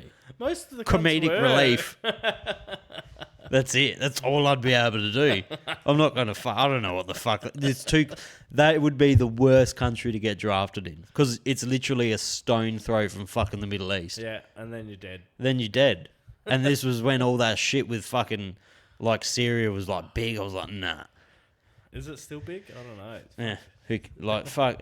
It's always Nobody going talks on. about it now. And same as, like, Russia. Is Russia and Ukraine still going? Oh, they're killing people, but we don't know how many. That's all right. Just, yeah, they're bombing cities, but apparently fucking it's still happening. It's all good. Crazy thing, though. It's fucking insane. Yeah. The world's a crazy place. We're so fucking out of the loop. Oh, man, we're so lucky. I said to the missus last night, I'm like, we're lucky we fucking actually live in Adelaide. Like, who's going to fuck with us? Especially Adelaide. Who cares about Adelaide? If anyone fucks with Australia, Melbourne and Sydney are fucked. Yeah, done. Adelaide's sweet. Yeah. Sweet. Even Northern Territory, they'll be like, we're not going to mess with Northern Territory. We're going to go straight over fucking Victoria and Sydney. Yeah, the Opera House. Yeah. It's going to be the Opera House. It'd be, But fuck, They're yeah. not going to go to the entertainment Did you centre, are they? Did you would have been fucked during COVID? A lot of Yeah. people were drinking from home though. I just You just can't retail it. we could. I turned into a bottle shop. So Oh. I just like pretty much. Did you have to get like a shut permit down or anything everything. from it? Nah, it was because I can sell for off premise and everything. I literally just converted my place into a bottle shop, and I just sat in there watching Netflix every fucking day and just doing computer Time of work. your life. And then it was actually the most time I've had off to relax in the whole time I've run a business. We loved COVID. Yeah. We loved it as well because no Yeah. one could come in. It was like no one could stay in. So they'd come in and then they had to leave. Yeah, it was beautiful. yeah. We could blast music. It was an amazing time. I know people Oh fuck died, it! The people there, but everyone dies all the time. but so And all you I cunts- apologise for that. All you cunts complaining, oh, they took our jobs, bro. That's because you didn't have a job beforehand. Because if you did, you were getting fucking like 800 a week or something in Australia. It was something crazy.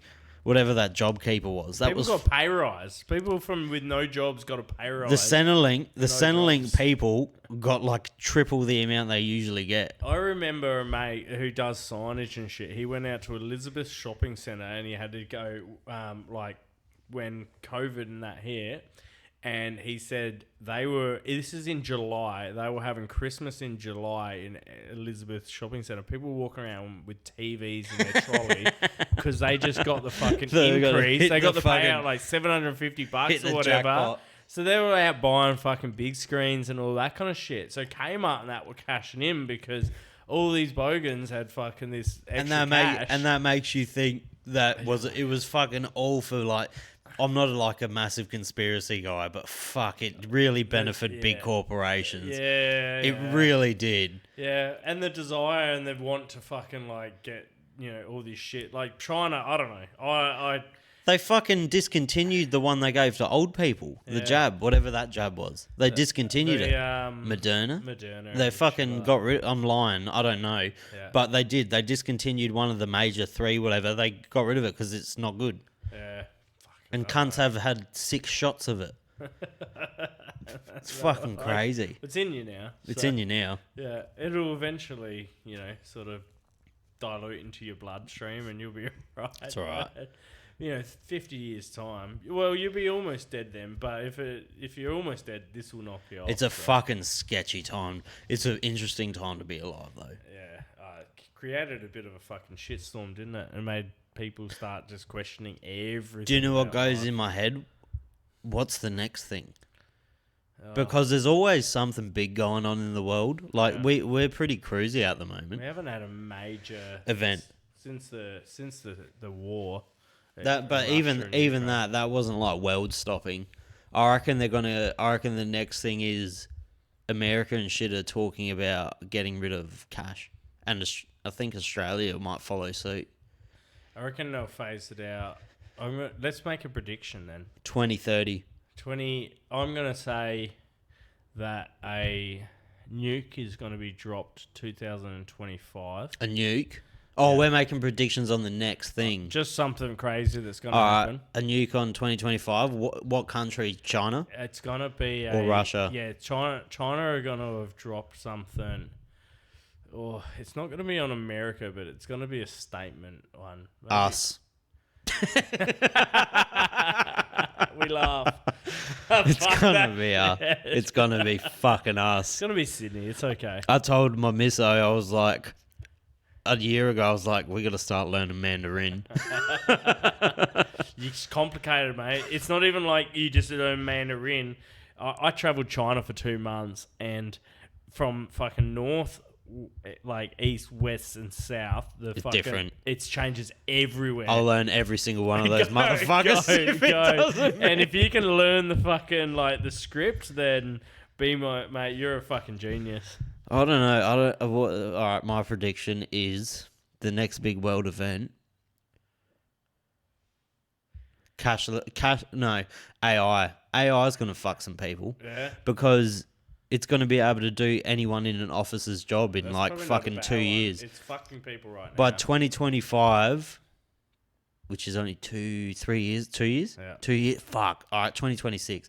By 2026, AI will eliminate like 30% of the world jobs because it can do it better. It's cheaper. If you had AI as an admin, I don't know who your admin. Well, mostly it's me and Zero and fucking my receipt bank and everything anyway. So most of my fucking AI is doing it. But do you know what's like even calling? I tried to call Commonwealth Bank today, and I was speaking to a fucking robot. They try and do it to annoy you, so you hang up as well. So you use the app. They Or don't if want. you've got a debt, then you end up hanging up, and then you end up gaining more interest. And It's like, so, fuck but you it's anyway, fucking so- annoying. But all those jobs will be gone. Yeah, 100%.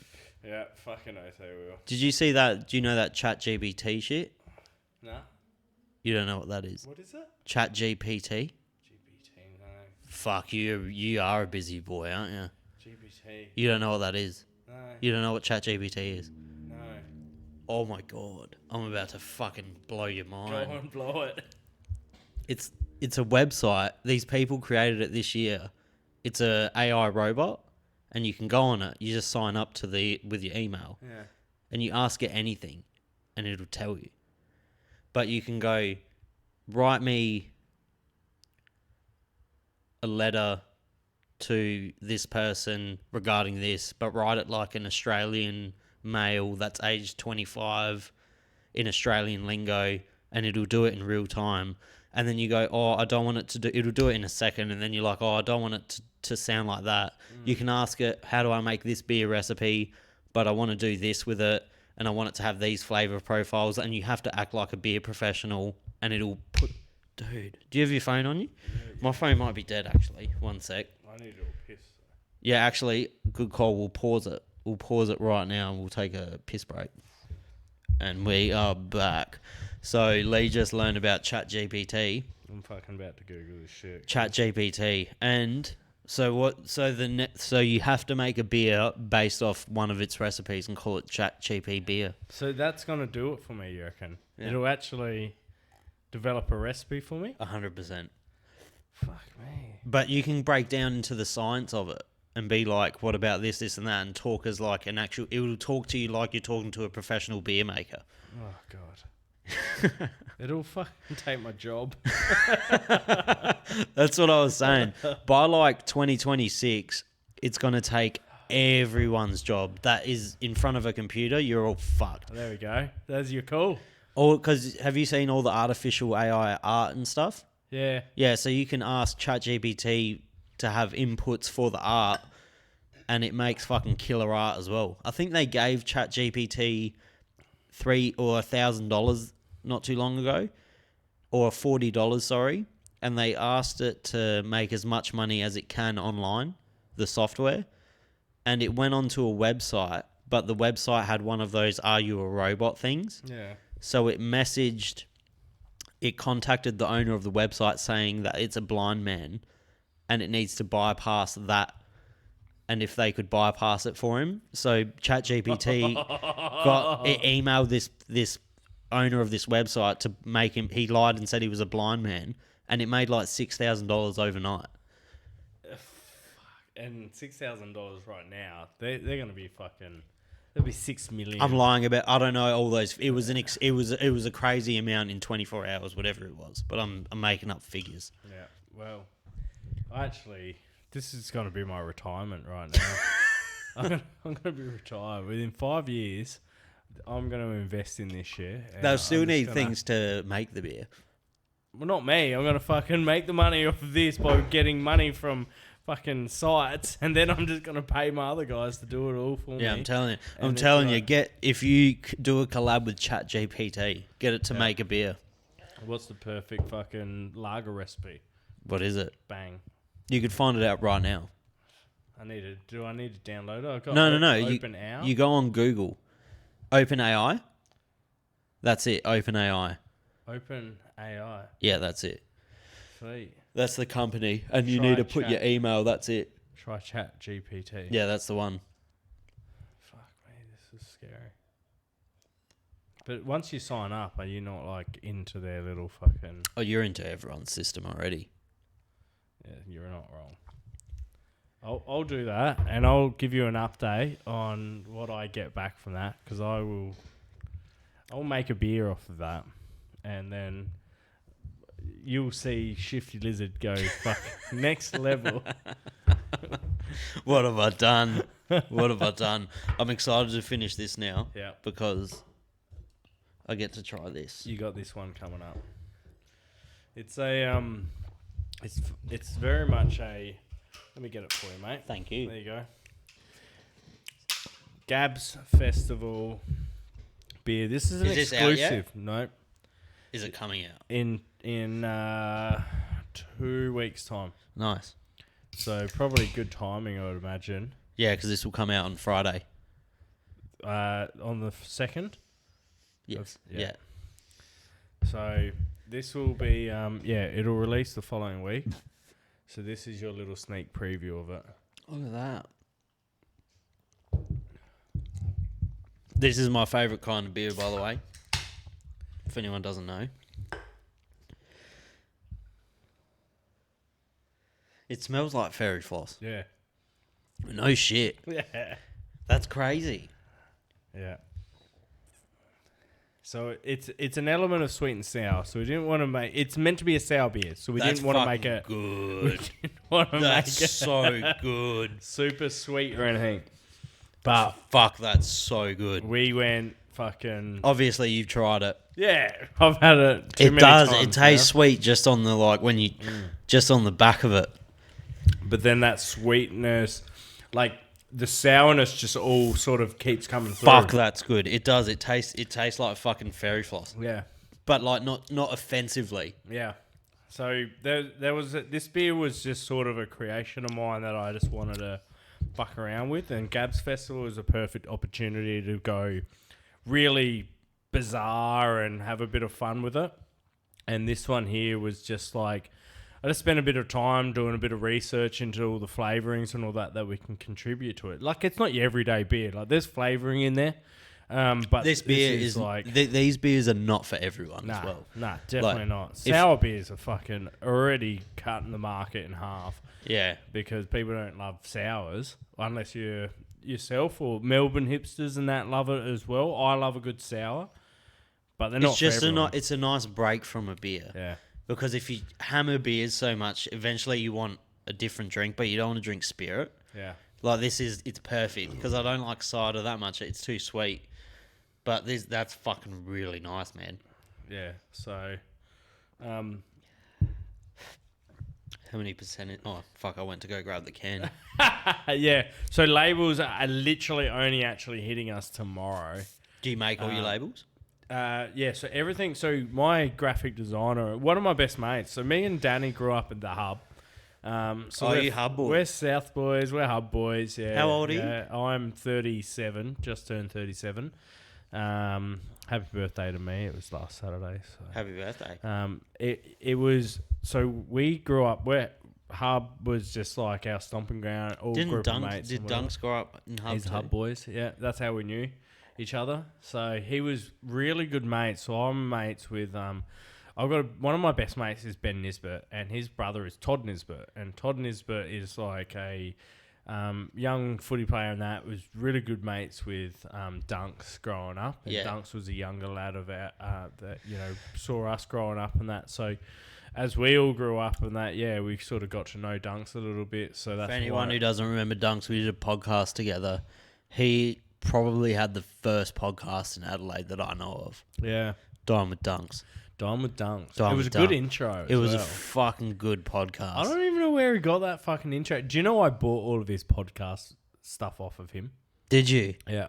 I was going to buy it too. Yeah. Miles Simpson told me about it, and I was thinking about doing a podcast years ago because he stopped it, and I was like, nah. But fuck, yeah, because you had your podcast. All his obviously. old gear, I purchased off of him when I started getting my podcast and all that shit going. So I've got all of Dunks' old potty stuff. No shit. Yeah. Yeah. That's dope. That's fucking Adelaide, though, isn't That's it? Adelaide. So I fucking segue. I can't even remember what I was talking about. You're talking about Dunks. But And yeah, the so hub. the hub and that, and growing up, and so that's sort of the intertwine between us and that. But that's how I knew Dunks and that growing up. So That shout out leaves to such a Dunks. nice, sweet, like, taste in your mouth. Yeah, It does. It leaves, like, a real nice fairy... It feels like fairy floss. and this was like the full target of just trying to make this sour. Like sours are sours. So, but if we what- could make an element of sweet and sour on it. What then- differs in the process of making a sour? So it's you can do barrel sours, which are like Is there any malt in it? souring over. Yeah. It's all malt. So just like a beer. So you still do the same process of beer. So you would like add water, certain water, temperature water to your malt. You would extract the starch, convert it to sugar. You'd move it to the kettle. When you get it to the kettle, I bring it to the boil, and then as soon as I bring it to the boil, I drop the temperature. Because this is a kettle sour. So what it is a certain sort of... What's the difference between a kettle sour and... Good question. And what was the other word? So you got a barrel Barrel sour, sour. and you've got like a kettle sour. You got farmhouse sours as well. So there's a few different types of sours. So the one that I've done is a kettle sour. So what it is I use a certain type of bacteria, which is a souring bacteria. And so what I do is I will go boil it, and then I'll drop the temperature down to about 35 degrees. Once I've got that down to 35 degrees, I'll put a lactobacillus souring pitch into it. This is like a certain type of bacteria that will chew up, and it'll lower the pH in the liquid so that you get a more acidic drink as opposed to alkaline. So right. your levels of your water. So it will make it sour. Whereas, like, a creek, is that a barrel sour? So that would be more of a barrel sour. I was going to say, because you can taste the difference between them. Well, it could even be a farmhouse sour. What they were probably doing, they would have put cherries, and certain fruits will have a bacteria on the skin. So when you put it into it, it'll naturally like lower and sour the beer over time. So you can do barrels. It's sort of a similar sort of thing inside of a barrel. You add some like lactobacillus, and it'll just naturally sour it in a barrel. Or you can do open fermentation stuff, which is a farmhouse sour. So back in the day, they would put beer into an open vat, and then the elements of the air would naturally Just like sour the fucking beer over compost time. and... Sneeze and fart particles and fucking everything. all the good stuff. All the cows, fucking shit, whatever was floating in the air goes into this, and it would naturally sour it. And so kettle sour is the fastest way, and but it also, you know, opens It's the up most your... controlled. Well, it is controlled, but it also opens up your tanks to, if there's any sort of bacteria that gets caught in any sort of crevice or whatever isn't cleaned properly, then you could infect your other batches of beer. Oh, shit. And fuck them up. So it is a big risk, but we haven't had any problems. We do some pretty thorough cleaning, and this has been our sort of kettle. I was going to sour. say the cleaning after every batch would be fucked, eh? Well, today I brewed and I finished brewing at... I transferred around 4... Got it fully transferred at 4, and that took me near on 3 hours to clean the system after. But well, I've got a heating element system, so shit builds up a lot more than some of the other systems like steam and whatever. So I've got to be thorough with mine. And so what point are you like, oh, I got to add 900 ton of fairy floss to this? When it's steeping? Yeah, no. So this is after fermentation. So the fairy floss flavouring and all that to it is actually not... it doesn't have sugar in it. I was going to say, because then it would have sugar in it, so you couldn't can it. Yeah. Yeah. Yeah, so sugar is... if otherwise it would just end up re-fermenting and all that And stuff. fucking exploding. So this one's definitely got flavouring into it, and we work with a flavouring company to make sure... Well, they fucking nailed the flavour. It tastes like fairy floss. I nailed the flavour. You nailed it. Well, they nailed the flavour. I nailed the ratio. Yeah. Yeah, it's perfect. Yeah. Yeah, that's good, man. Come up all right, isn't it? That's a good one. That is a good one. I think it's a bit moreish as well. It is. It fucking got a real nice... I'm going to sound like a fucking gay now, but it's got a nice, like, mouthfeel. Yeah. You know what I mean? Yeah, right around the rim. Right around the rim. Yeah.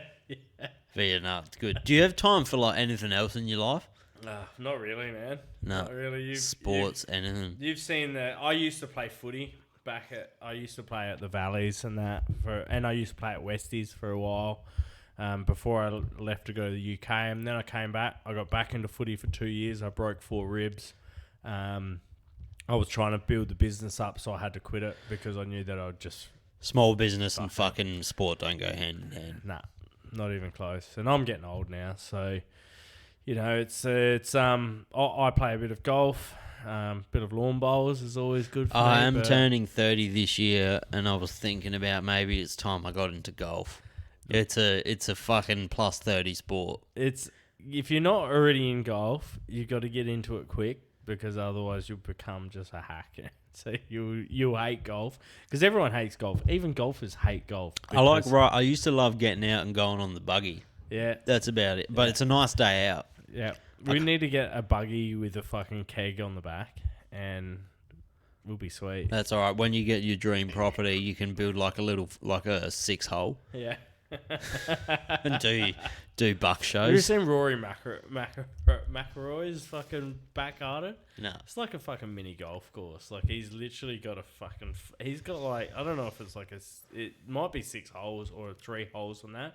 He's got this wicked little fucking golf course just in his back property. I just seen a video of fucking someone talking about Michael Jordan, about when they play golf with him. They'll play for like a couple $100 a hole. He'll play for like $300,000 per hole.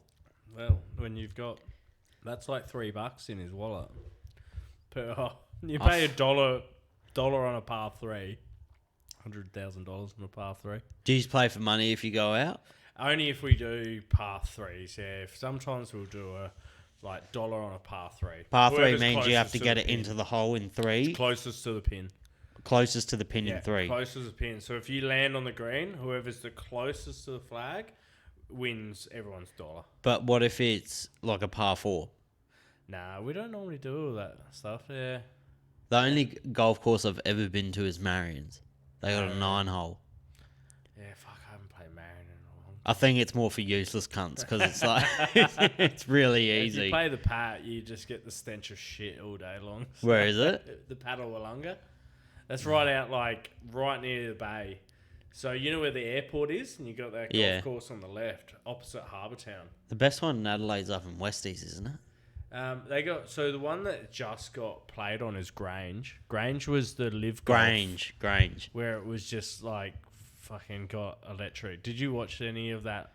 Shit? No, I watched. It didn't Bert Kreischer. No, was that in Adelaide that Bert Kreischer went out? Yeah, was the best one. The comedian. Yeah. I think it was. Oh, and Fisher, that DJ played a fucking. It was like a fucking music festival. Yeah. It was fucking off the chain. Yeah. Yeah. So you should get your beer in there one year. Well, that was Pirate Life. That was sponsored by Cunts. I know.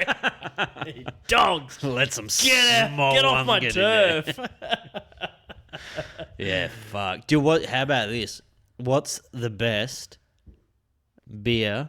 Like shit beer. Best shit beer. I'm talking Ted's. I'm talking fucking Super Dries. So I'm a bit of a... It's hard because... So I grew up on West End with the old man. My dad, you know... You look like a red tin guy. So I think that's probably, for me... without saying what the shittest beer is, I'm just going to say the best shit beer. Because... For me, I enjoy West End, but I know it gets slaughtered. So if I'm going to say, you know, like the beer that probably is the least craftiest these days, and they've also shut down their fucking manufacturing site, I'm going to say the best shit beer for me is West End. You're a red tin dude to the day you die, eh? And on a special day when we're having fucking Christmas dinner, Crown Lager, baby. Crowns. No shit, my dad drinks Crowns. I forever will be a Ted's boy. A Ted's boy. Disgusting. I remember coming back from the UK, right? For people who don't know what Ted's is, Tooheys Extra Dry. Tooheys Extra Dry. I got back from the UK, and at this stage, a lot of my mates were living all over the place, party houses everywhere. College Road, just in Somerton Park. So towards the bay, I had mates living down in College Road, and it was a party house. It was real fun place. I had about 6 mates living there pretty much at the same time. So every time I came back, I went straight to that house, and we would just get absolutely off our trolley.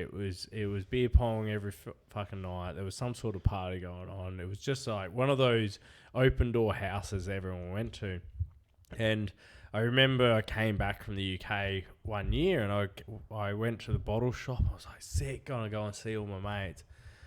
Went and got a fucking carton of beer.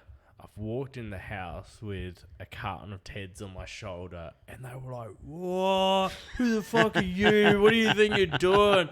Oh, yuck!" And I'm like, "What?" And they were like, "Fucking drinking Ted's and all this shit." I'm like, I drunk this. Like, the last time I rocked up here, it was cool, and now you're absolutely slating me down for It's like my mate who owns Nuri. He all of a sudden is so against Ted's. I was like, cunt, me and you, when we were like 15, 16, 17, slayed about 2,000 cartons of these fucking cunts, and you're talking shit and about it. You're turning your back on and it you're now. talking shit about it.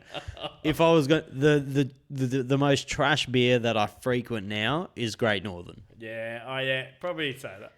In Northern Territory, it's so so easy to drink. Love it's that shit. so easy. But yeah, I'd probably go with you on that. I don't drink many of the other stuff anymore. You should do a red tin special. Just call it red tins. I should just go and get all the fucking cans off the shelf and relabel them and send them back out. Red tins. Fuck. But I'd probably be able to buy 3 pallets for fucking cheaper than what I brew my beer for, to be fair, and relabel I wouldn't even know how much a carton of red tins is now. It'd be up in the 50. It'd be up in the 50. 30 block for 30. 30 isn't for, it? no way. Yeah, I reckon a fucking No Dan way. Murphy's a 30 No block way. still going for that. Maybe fucking 6 years ago. Let's have a look. I paid $1.85 for petrol today. You could have filled it with your red tins, mate. I could have Right. filled it at the fucking ex-convenience for $1.50, but I didn't pull the trigger. West End. No way, 30 for 30. Draft. If that's it, I'll go get a carton right now. Dan Murphy's West End draft. Yep, 30 block, 375. Oh no, yeah, closer to what you were saying. 55. $52. It's still not bad. It's not bad. It's still not bad. It's under $2 a can, if my math is correct. It's about $1.72. I'm gonna guess. Oh, all right. Let me do. It's $1.72 a can. Divide by 30. $1.73, mate. Fuck. That's not bad. It's when you know you got to stop drinking. Do you want to give a shout out to your maths teacher there? Shout out to Miss Kwasowski. You cunt. We only had one real hot teacher at our school, actually. They all started coming in after I left in year 11. Just after year 10. All the student teachers started coming in as I was leaving, because before that it was only like the old heads. Yeah. But all that new wave of teachers was coming in, so I missed out on all that. Yeah. Although when we were 17, we did see one of the student teachers out in Red Square, a nightclub in town. Did you know what? It's when as you get older, you realise they're fucking the same. They're people as well. They're just normal. And all they do is go to fucking school going, these fucking shits at school. They're like 27 and they're teachers. They're out on the pingers on the weekend. Yeah. I've got mates that are still getting fucked up. So. I know teachers now and they're out getting on the pingers on weekends. Like, it's crazy. But when you see them, you're like, what geeks? These fucking losers. Dude, I deal with these fucking children at work that come in and I'm like, you're so stupid. Like, there's no way I was this stupid when I was 12 or 13. There's just no way. Even the, 17, 18-year-old ones, I'm like, there's no way I was that dumb. But you were. And, even the funniest thing is when you hear the music that they're listening to and you're like, this music's horrible. And you're like, fuck, I'm so old. Because my parents were what's this shit? Mate, you're literally here. You're 30, and I guarantee you, this is the beginning of you going, I am fucking old now. Like, in the last 7 years, all I've done is just realize how old I actually am. And it's scary because when I was 30, I was like, I'm still young. I'm still got it all going on. Not anymore. So, the last 7 years, I've just realized every single year something happens that I'm just like, fuck me, I am old. Even when people talk too loud in public, Yeah. it's like, shut up. I'm that guy waving fucking at other people. I'm on the expressway. They're speeding. And I'm like, and this other cunt fucking's like up my ass. I'm like, what is this kid fucking doing? I'm doing the fucking speed limit. And I'm like, I'm in the right lane. And he's just like, and I'm like, you fucking idiot. But Like, fucking 10 years ago, you were going double the speed. oh, mate, do you know how many fucking points I lost? I had to get my fucking dad to, like, take points from me. I lost my license twice. I've lost my license. I've lost my license twice from speeding. But now, if someone speeds past me, I get the most fucking physical rage to the point I want to hit their car just to yell at them. Oh, do you know I lost my license for 6 months, but in the same day, I got pulled over twice by the police. One for being on my phone.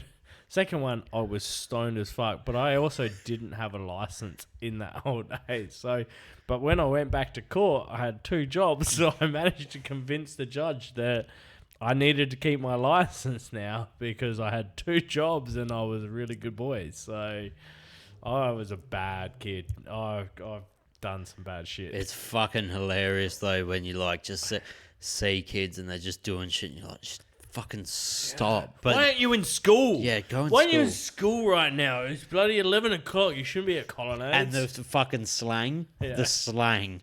Me and my mates have this fucking, one of those group chat. Do you have any group chats with your mates? Yeah. You know, the ones that if you ever were famous, they could use it against you.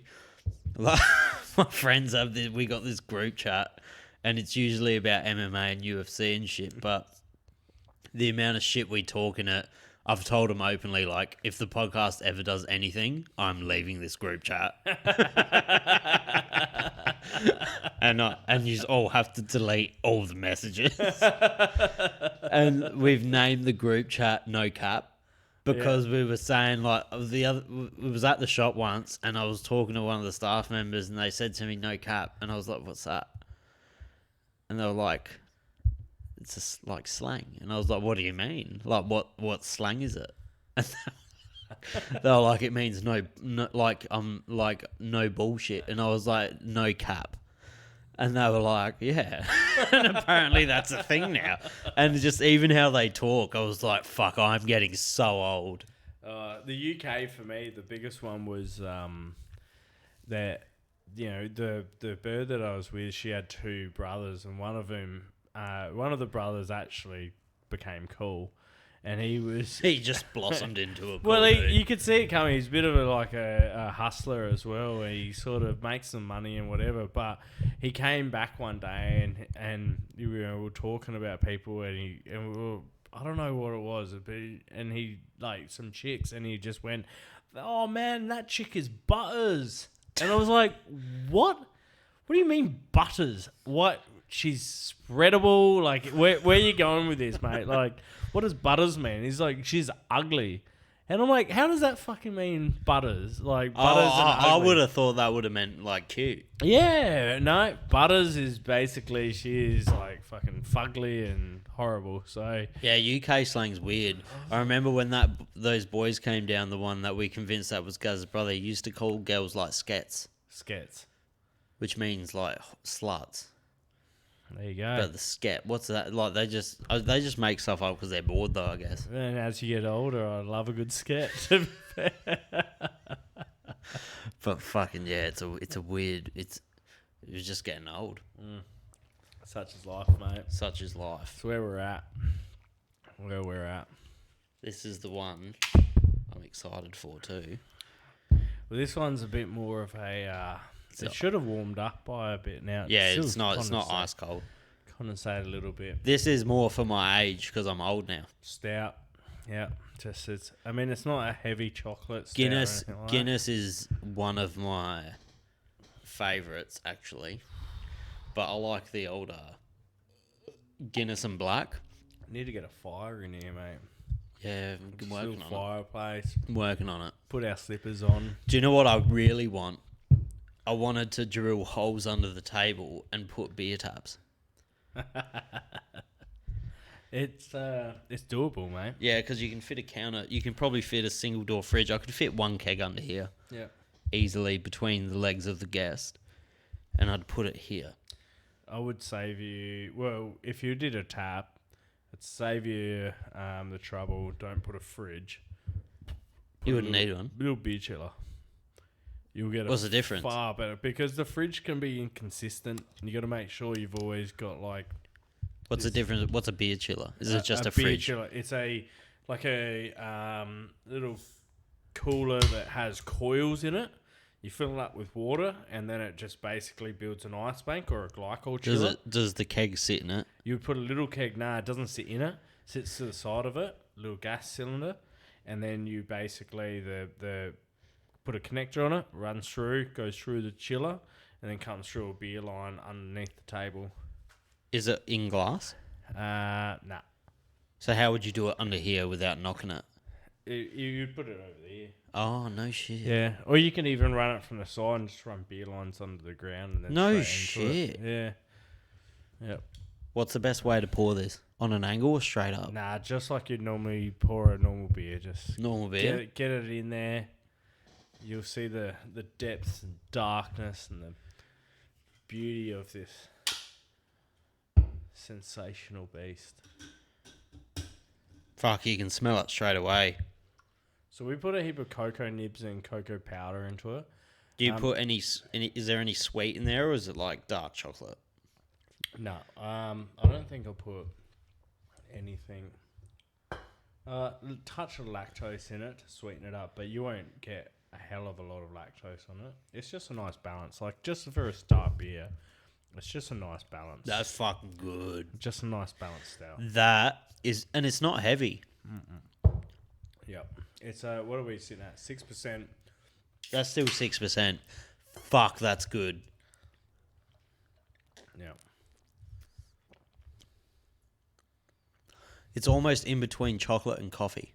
Yeah. So actual coffee. But Cheers, mate. thanks, mate. Thanks for coming on. Pleasure. But like cacao and coffee do like share like similarities, but you can fucking definitely taste the chocolate. But at the end, it does taste like coffee. Yeah. So you just the cacao nibs actually have natural caffeine into them. Yeah, it tastes, but it's not. That's fucking really nice. So I try to draw back a lot of the roasted barley and stuff in it to make sure that it stood through a little bit. But we put like cocoa nibs just through the mash and stuff, and then we dumped a heap of like cocoa powder, diluted cocoa powder and stuff into, or dissolved into the actual fermenter, because there was no fermentables in that as well. So we did that after fermentation and just let it just soak in. But you know, like the only problem we found with it is, you know, when you have a hot chocolate, you make hot chocolate and you sit there and it cools down and you slowly sip at it. By the time you get to the end of the mug, all the chocolate's at the bottom. It was the same thing. All the chocolate, all that real... So then all of a sudden you mix it and you drink and it's really rich at the bottom. We can't do that in the fermenter unless we pump heaps of gas through the bottom. So all of that chocolate also, like, you know, sat to the bottom of the tank, and it wasn't as chocolatey as we would like because it also just sort of rested out. So You can't add like a you can add binder? flavouring into it. no, even but- a binder, like a emulsifier to make it emulsify properly. Oh, don't know. Xanthan gum. Because that makes xanthan gum makes oils and liquids combine properly. There definitely 100% would be a powder you can use that's plant based that would be able to emulsify the powder with the water. Yeah, right. Well, I dissolved it. The only I thing made that- hot water and I sort of Yeah, made it into but a then syrup, as soon as it settles, it'll settle to the bottom. what I would need to do is I would also need to have a tank. Thing is, beer is very, like That's so fucking nice. it can get fucking infection so easy. Really? Beer out of like wine is naturally infected. Cider takes infection easily. Sour beers takes, but an actual beer is really like if you infect a beer, it's fucked. Like it's just drop it down the bin. It's so that's what makes it hard. So everything you add to a beer, you need to try and make as sanitary as possible, as clean. Use filtered water, do all that kind of shit to make sure that you don't fuck it up, basically. So, yeah, it's a tough one. Yeah, because I remember in cooking, when you want to emulsify something that doesn't want to emulsify, like oil and like a liquid base, you'd add some xanthan to it, Yeah. and it's a natural emulsifier, Oh. and it'll emulsify it. There would be some form of agent that would be able to mix it, Yeah. but then, yeah, but still, that's fucking nice. Yeah. For a fucking choppy stout, we released it just in time for Easter, and there you go. Good shit. I need to quickly take one more piss, Me too. and then we are back. Oh. Sorry, everyone. Lee's just freaking out over artificial intelligence. What the fuck is happening? I'm worried that, we're going to, be sitting here and next minute cunts are going to come walking in the fucking door. Terminator style. We've been listening to what you've been saying on the potty and... Oh, everyone knows about it. It's really good information, so we're going to have to take it from you. You're literally the only person who doesn't know about it. I think I've heard a little bit shit. I'm naive, right? So I actually have intentionally stopped watching news. So that's probably why I I don't... haven't watched the news in ages. Oh. It's more... I found out about it, like we were saying, from this bloke called Ravi Hammond, Yeah. who's a fucking genius. But it was out like maybe a month that we did the podcast. So, Yeah. but because of the podcast, I've been under a rock as well. Yeah. I don't really watch shit. Yeah. And he told me about it, and I was like, "There's no way." Like, there's just, I asked my missus. I was on it, and I was like, I got it to write. I got it to write gay love stories between my friends. Yes. So you can get it to write like really descriptive love stories and shit. I would be up till like 2 a.m. giggling. My missus is like, "Oh my god, I've lost him. I've lost him to ChatGPT." I'm now in love with the AI. It's so good. Oh, it blows my mind, man. Like it just feels like it is only around the corner, isn't it? Like at the end of the day, we're gonna We're little fucking specks. we are as much as we're the smartest living beings on this planet, but we're creating something way smarter than us, which is our demise. Do you get into the... Do you think we're the only thing going on? Nah, like I'm not a religious person. I'm not a. I meant like alien wise. Yeah, I like it. So I'm not really heavy on. Like I don't. I believe there's something else. I believe there's definitely... I mean, this is a universe that's fucking bigger and we can't even travel much further than Mars. There is 100% a whole other solar systems Millions, further out. billions of them. That are working their way towards us as well. Because look at the creatures and shit we have on. I like to watch a lot of the National Geographic shows and I watch the fucking whales and shit. Look at the things in our waters. The craziest little creatures going on. Have you seen that fucking Netflix documentary about the one? chimps? I watched Animals the other day, but Nah, there's a newer one on Netflix, and it's about the not chimps, chimpanzees, monkeys. the chimpanzees in the Oh fuck! I'm gonna butcher it. It's a forest. It's called the Nimobo Forest or something. Yeah. They're the biggest. They're the biggest chimpanzee cluster in the world, and it's fucking hectic how smart they are. I think I know what you're talking about. It's brand new. It's on Netflix. I don't know what it's called, but it's fucking exceptional. And you can see these chimps. They're fucking walking. They patrol their area. Yep. So they walk in a line, and they're just so smart. I haven't watched this. It's insane. It's insane. I don't know what it's called. And it's on Netflix? It's on Netflix. I'm on it.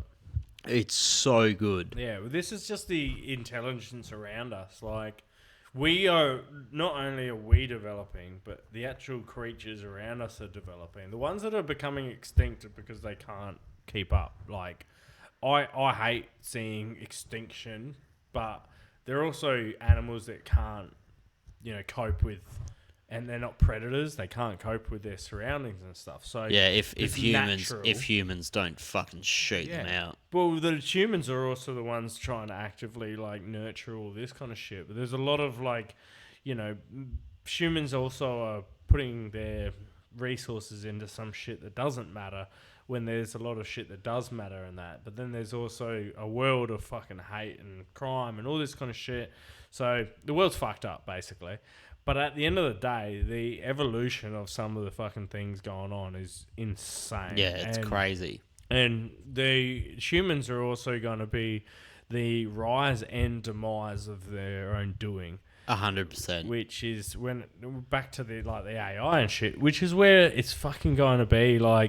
We're going to be developing, and Elon Musk, like we were saying before, Elon Musk and that era, we got to draw back on some of this shit, because we're actually creating a beast that we can't control right now. You definitely have not heard about this because you haven't heard about ChatGPT. Do you know they're bringing back woolly mammoths? Oh, is this through cell research CRISPR and all that kind of stuff? Yeah, CRISPR. They're bringing them back in 2025. Bring them on. Yeah, and they're gonna bring back. They're just gonna glue hair to fucking elephants. No, it's a legitimate woolly mammoth. Yeah, right. Yeah. Wait until they bring back a fucking T-Rex. Nah, I don't imagine. You say that now. Maybe some Chinese billionaire. 2026. Some Chinese billionaire. And they're bringing. It's all going to be good food by then. They're we're just bringing it back to use as meat.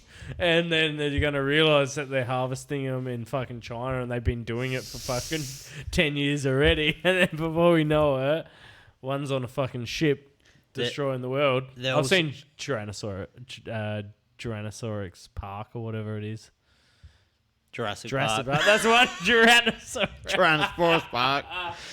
They're bringing back the Tassie tiger as well. Yeah. Well, that had a bit of a fucking... You got to think, though, Australia's animals have no predators besides crocs. Yeah. That's why there's so many of the cunts. Snakes are pretty fucked up, aren't they? Nah, they don't kill fucking heaps of kangaroos. They don't kill enough kangaroos and shit. That's why there's fucking 7 million kangaroos. That's why that's all we got. Truckies are doing a good job of... And there's that cunt that tried to eat that ibis in... Have you seen that? Nah. That Chinese bloke in Melbourne or fucking Sydney. Bin chicken. Yeah. He got done because he was pinching bin chickens. And he's in court, and he's like... He's trying to make money. He's going for the next cheapest KFC. No, he was just eating it. And then fucking... Who cares if he's eating a fucking bin chicken? Afterwards, after the court case, he pled guilty and shit. They're like, how many bin chickens did you kill? He's like, just enough for me. But a bin chicken isn't a native animal, though, is it?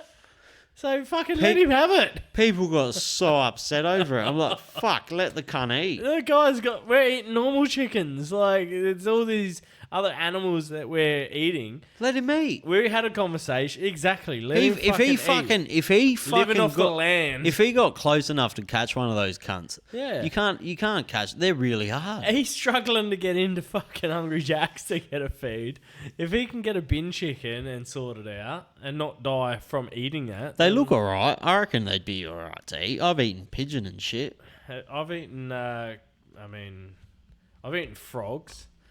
I've never tried frog. I had deep fried frog. Good? Yeah, not really. It was really salty. It was in where was I? I was at the top of Cambodia, and it was like they had them in packets, like a bag of chips. Like it was their Wait, it was there dried. snacks. It was dried. deep fried, dried frog, which like it was. Why'd like you it get was that? like I didn't buy it. It was so when I was backpacking, I went up to the bottom of the Mekong River and I was Oh, in Cambodia. no shit. You did the Mekong River and everything. Yeah, so I went Cambodia, Laos, and Vietnam. I did 3 months. Bro. Yeah. So we're going to Japan in July. Yeah, But if we weren't going to go to Japan, we were going to do Southeast Asia. yeah. And we were going to do the Mekong River. But I'm happy we chose Laos. Japan. I did tubing in Laos. Was it good? Oh, it was a fucking Out of diggity. Laos, Vietnam, Cambodia, you did Laos Philippines was the as well? most wholesome place, the most like relaxed place I went into. But Vietnam was you wicked. did Philippines as well? Yeah. What's Different the best? trip, Out different of trip. Out of the 4, what's the best? Laos, because I went to a place called Don Det. I smoked a shit ton of weed. I just floated down the river doing tubing and shit, and I just fucking had a great time. That was all in 7 days. Best food? Best food that I ate was just street food from probably Vietnam. Every fucking Vietnamese street food looks... It's insane. It looks as good as... See, when people in Australia, when they go to Thailand and shit, they just go to like Seminyak and fucking like this and that, and they don't eat the street food. They go to fucking Australian steakhouses when they're over there because they're scared of the street food. Thai street food looks amazing, but so does Vietnamese. Vietnamese in Hanoi was unreal. Like you Hanoi- had streets of it, and you just walk through and you just buy fucking bowls or whatever. Hanoi Whatever they're selling there, chicken it's and always shit. good stuff. Like it was always tasty as shit. So just And it's try it. fresh Yeah. because they don't have fridges. Like they... Yeah. yeah. There's an element of risk, but it's normally like I didn't get bad belly off of You it didn't? because like there was if your poos were solid the whole time there, you're actually abnormal. Like they had to be some sort of paste. Yeah. Because if it was just pissing out your ass, then There's that much fucking then chili you had and like something bad. spice over there though. It's gonna happen. Yeah. But fucking and the water, obviously, you probably fucking scared. That's They the, boiled everything the only anyway, thing. so- The only thing sketches me out's the water Yeah. because I don't trust those motherfuckers. Barley. Don't trust Barley's water. I wouldn't go to Bali. That's my least. That's my least Asian. You've not been to Bali? I've never done Asia, Yeah, right. Yeah. and that's always been number 1 on my bucket list. Yeah. When I was in the UK, Bali was like all the UK people were just like fucking Bali was just like it's like Mallorca and shit for English people. It's just palms everywhere, and that's Bali to them. Like it's just Australia Central and all that. And I thought the same. I was like, Bali, such a cheap place. You got to go out to to go to You or got to go whatever. out to the different parts of Bali though. Yeah, Like Indonesia, you have to Yeah. actually go out into Indonesia, not just Bali. 100%. Like Java and shit. Yeah. I didn't think Bali was going to be a place that I liked, and in the end, I actually proposed to my fiance over in Bali. Yeah. And fucking it was but I went to like the fucking best waterfall off of the best place in fucking Bali. It was, Fuck, that sounds better than my proposal. yeah, Yeah. Macca's. Nah, it was Steve-O and Zoo, Oh yes, but yes. but we did like an experience, like the cheetah experience, where you get to pat them and play with them. Yeah. So we went there, and I was like, "Oh, all right, this is gonna be all right. It's You all shit gonna your be good." pants, weren't you? And then we filled out the form, and on the form, the first thing it says is, "Do not play with or pat the grazing animals, like the sheep, the pigs." I'm like, all right, whatever, signed it. I went to take a piss. I've lost my misso. And I'm like, where is she? She's in the petting zoo. We're literally fucking rolling around with all these lambs and shit. And I instantly was in a horrible mood. I was like, you stupid bitch. You are going to die. Like, you're going to die. And then I was in a shit. I was like, sanitize your fucking self. And then on the phone as well, when I was talking to this guy about proposing to her on it, I was like, oh, I'm going to propose to my missus, blah, blah. She's like, oh, is she going to scream? And I was like, fuck, I don't fucking know. And I was like, why? And he's like, nah, don't laugh. Like, if she screams, the cheater's going to kill her. So she smells like a grazing animal, and I don't know if she's going to scream. So we're playing with the cheater, blah, blah, blah, and I fucking pull it out of my pocket and I whip it out. And I'm like, I didn't even say, will you marry me? I was like, don't scream or we're all going to fucking die.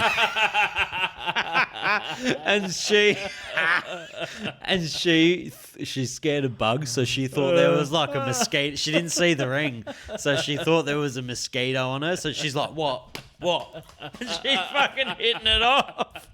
And I was like, no, you dickhead, look.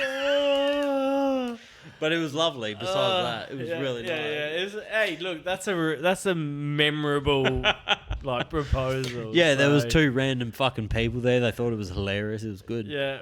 Now that's what you want with it. If you can, if there's a reason to remember it, like you don't want to just like, oh, I was just walking down our local beach and I proposed and she said yes, and you're like, oh, I drew okay, a love cool. heart in the sand. And you're like, the weather was a little bit blowy, but you know. It's like, I went to Bali and proposed, and we both got Bali belly, and we shared a toilet. It was good. Yeah. But luckily we had a B day, so one shit in that and the other one shit in the other. Yeah, no, I nailed my proposal. You did? Yeah. It was. You'd like, never live up to it ever again. Nah, and I don't need to now. Well, apparently after every 7 years, if you don't get actual married after the engagement, you got to re-propose. How long are you? So 2000 and... Oh, fuck, was it 2009? So you're not married yet either? Nah. Same. Nah, I'm pushing it out as long as I can. Yeah, I'm about 3 or 4 in too. So wait, do we have to rebuy the ring? After 7 years, apparently. After 7 years, they're trying to change it to 5, which is bullshit. Because I was upset. I thought I got a ring after I proposed. No, you don't? No, you don't get nothing. What do you mean? No, I was really upset. You gotta actually get the deal done to get. So we got back to Adelaide, and I was like, "So when do I get my ring?" And she's like, "Well, you don't." And I was like, "How do people know I'm engaged?" This is the only reason why I did this. How do fucking people know I'm engaged?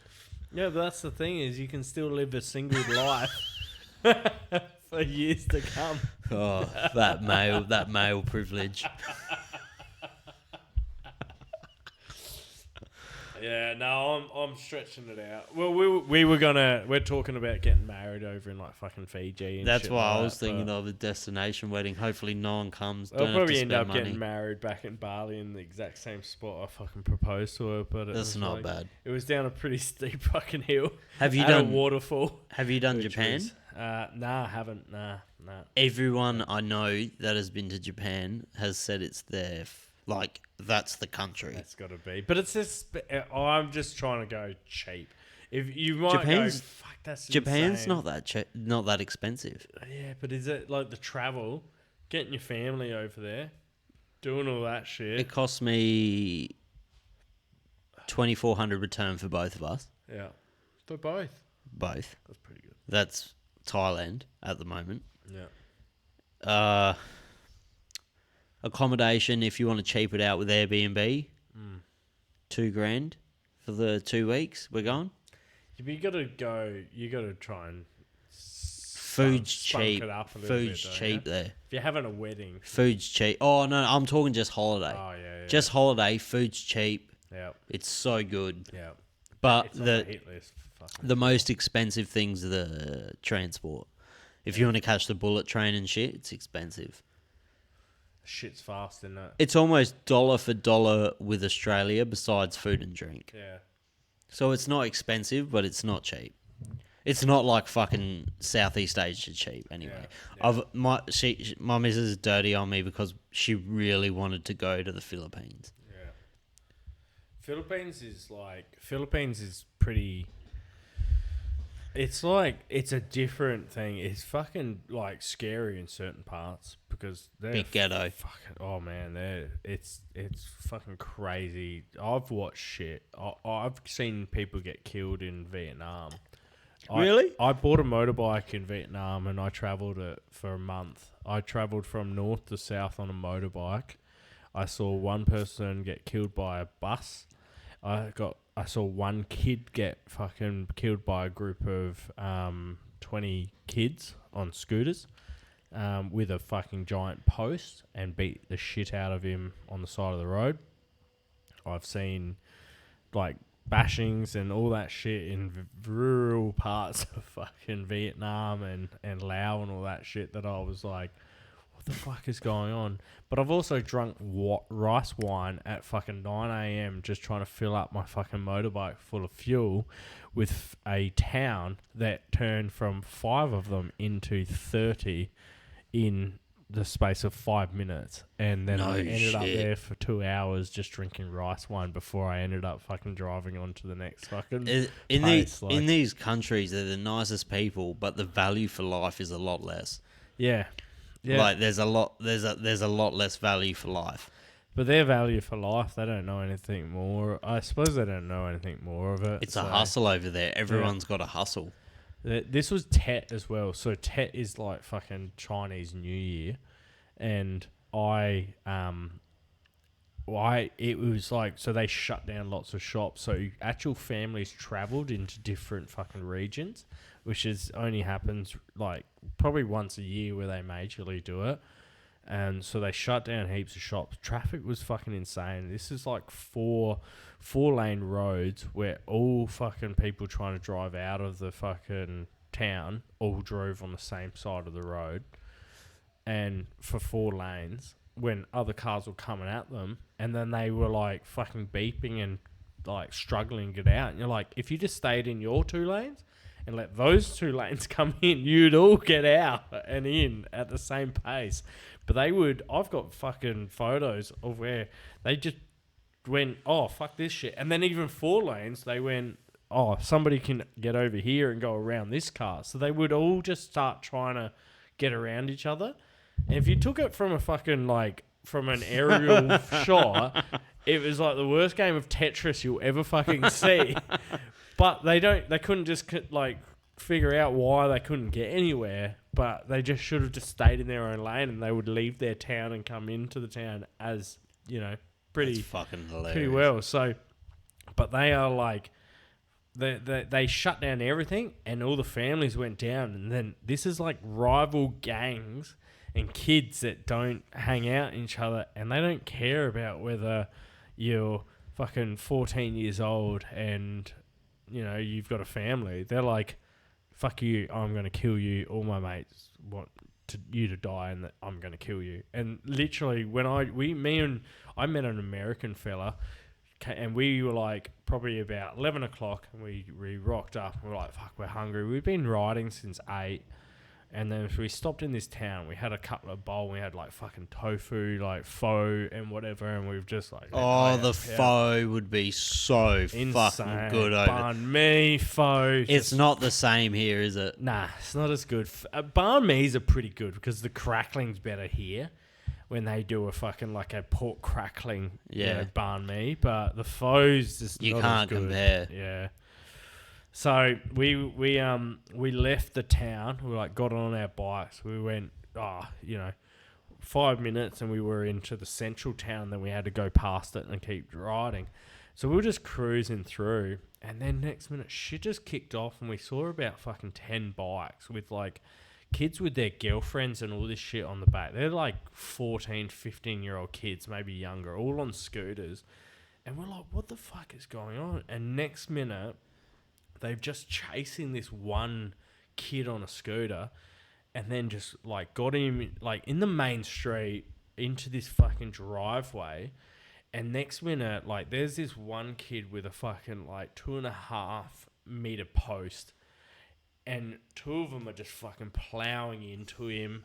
And then everyone's just boot bashing him. Some other kids have got like bamboo sticks that they're just smashing him with. And then these kids are just like pummeling him, and you can see everything spilling out. And me and Jack just pulled to the side, and we've looked, and we're like, what the fuck? And we started watching, and then you see then all of a sudden the kids just start to try and disperse, and the last kids stop doing what they're doing, and then we stood there for a second, and we're like, what the fuck? And then this gate opened, and this family that obviously heard what was going on the other side, Vietnamese family, they come out, and you just see one grab the bite, the other one just drag the body into the yard, shut the gate, and we're like, what the fuck is going on, man? This is insane. And we've just turned, and there's like all rows of shops, and a couple of the owners of the shops and that are out the front, and all the kids were starting to like run back to their scooters, all these young kids and shit like that, like right near us, like walking towards us. And some of the shop owners just like looked us square in the eyes, and they were like, and we're like, we looked at each other and we're like, fuck, just start your bike and go. We got on our bikes, we started riding, and we had about fucking 3 or 4 bikes of like kids just followed us out the fucking place at our pace. As fast as we tried to ride, they just kept with us till eventually we left, and then they sort of just drifted off. And we're like, we probably rode for another hour, pulled to the side, took all of our fucking like helmets off, our gloves and all that shit, and there was like this little waterway, and we just walked down there, and we're like, what the fuck did we just watch some kid just get absolutely murdered? Like that, it was just extreme because it just happened in broad daylight, and we were like, what the fuck just happened, man? Like, that's insane. And it took us probably half hour just sitting there chatting, just going, whoa, oh man, we're in a different world right now. And they just value life less over there. Yeah, so. But fuck knows, that fucking kid could have done some bad shit. Probably. Probably. Like, who knows? He had it coming to him. Yeah, maybe. Little cunt. So, but, oh man, fuck. What a. But that trip, like, I drove past a bus and the kid was fucking laying underneath it dead. And. Dude, when I was fucking 6, I seen a kid punch a kid over a fucking fruit roll up. No.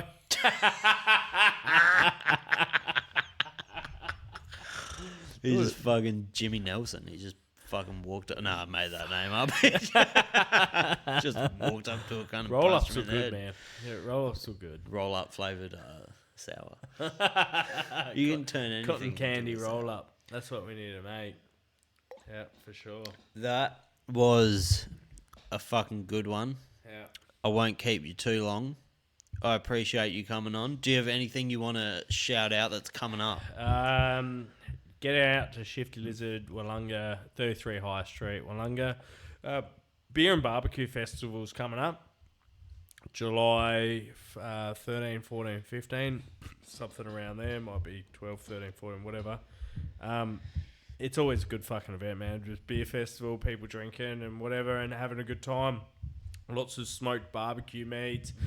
We just hosted one of the Battle of the Bands with Moluduka, which is like just like up and coming bands and that. So they play at Beer and Barbecue to see who the ultimate fucking band is. And there's not enough around bands these days. It's all fucking pop music and fucking solo artists and shit like that. So yeah, I don't know. Just fucking get around Shifty. Keep an eye on Soulbird. We're about to fucking make shit happen there. And if you go into Shifty and you mention the TSWS podcast, you'll get 0.3% off your first beer. We'll charge you double. No. Come and fucking shout out TSWS, and we'll give you 10% off of your whole outing. Bring your family. Oh, hey? Have a look at that. I'll see you at the bottom. Yeah, bloody oath. Oh.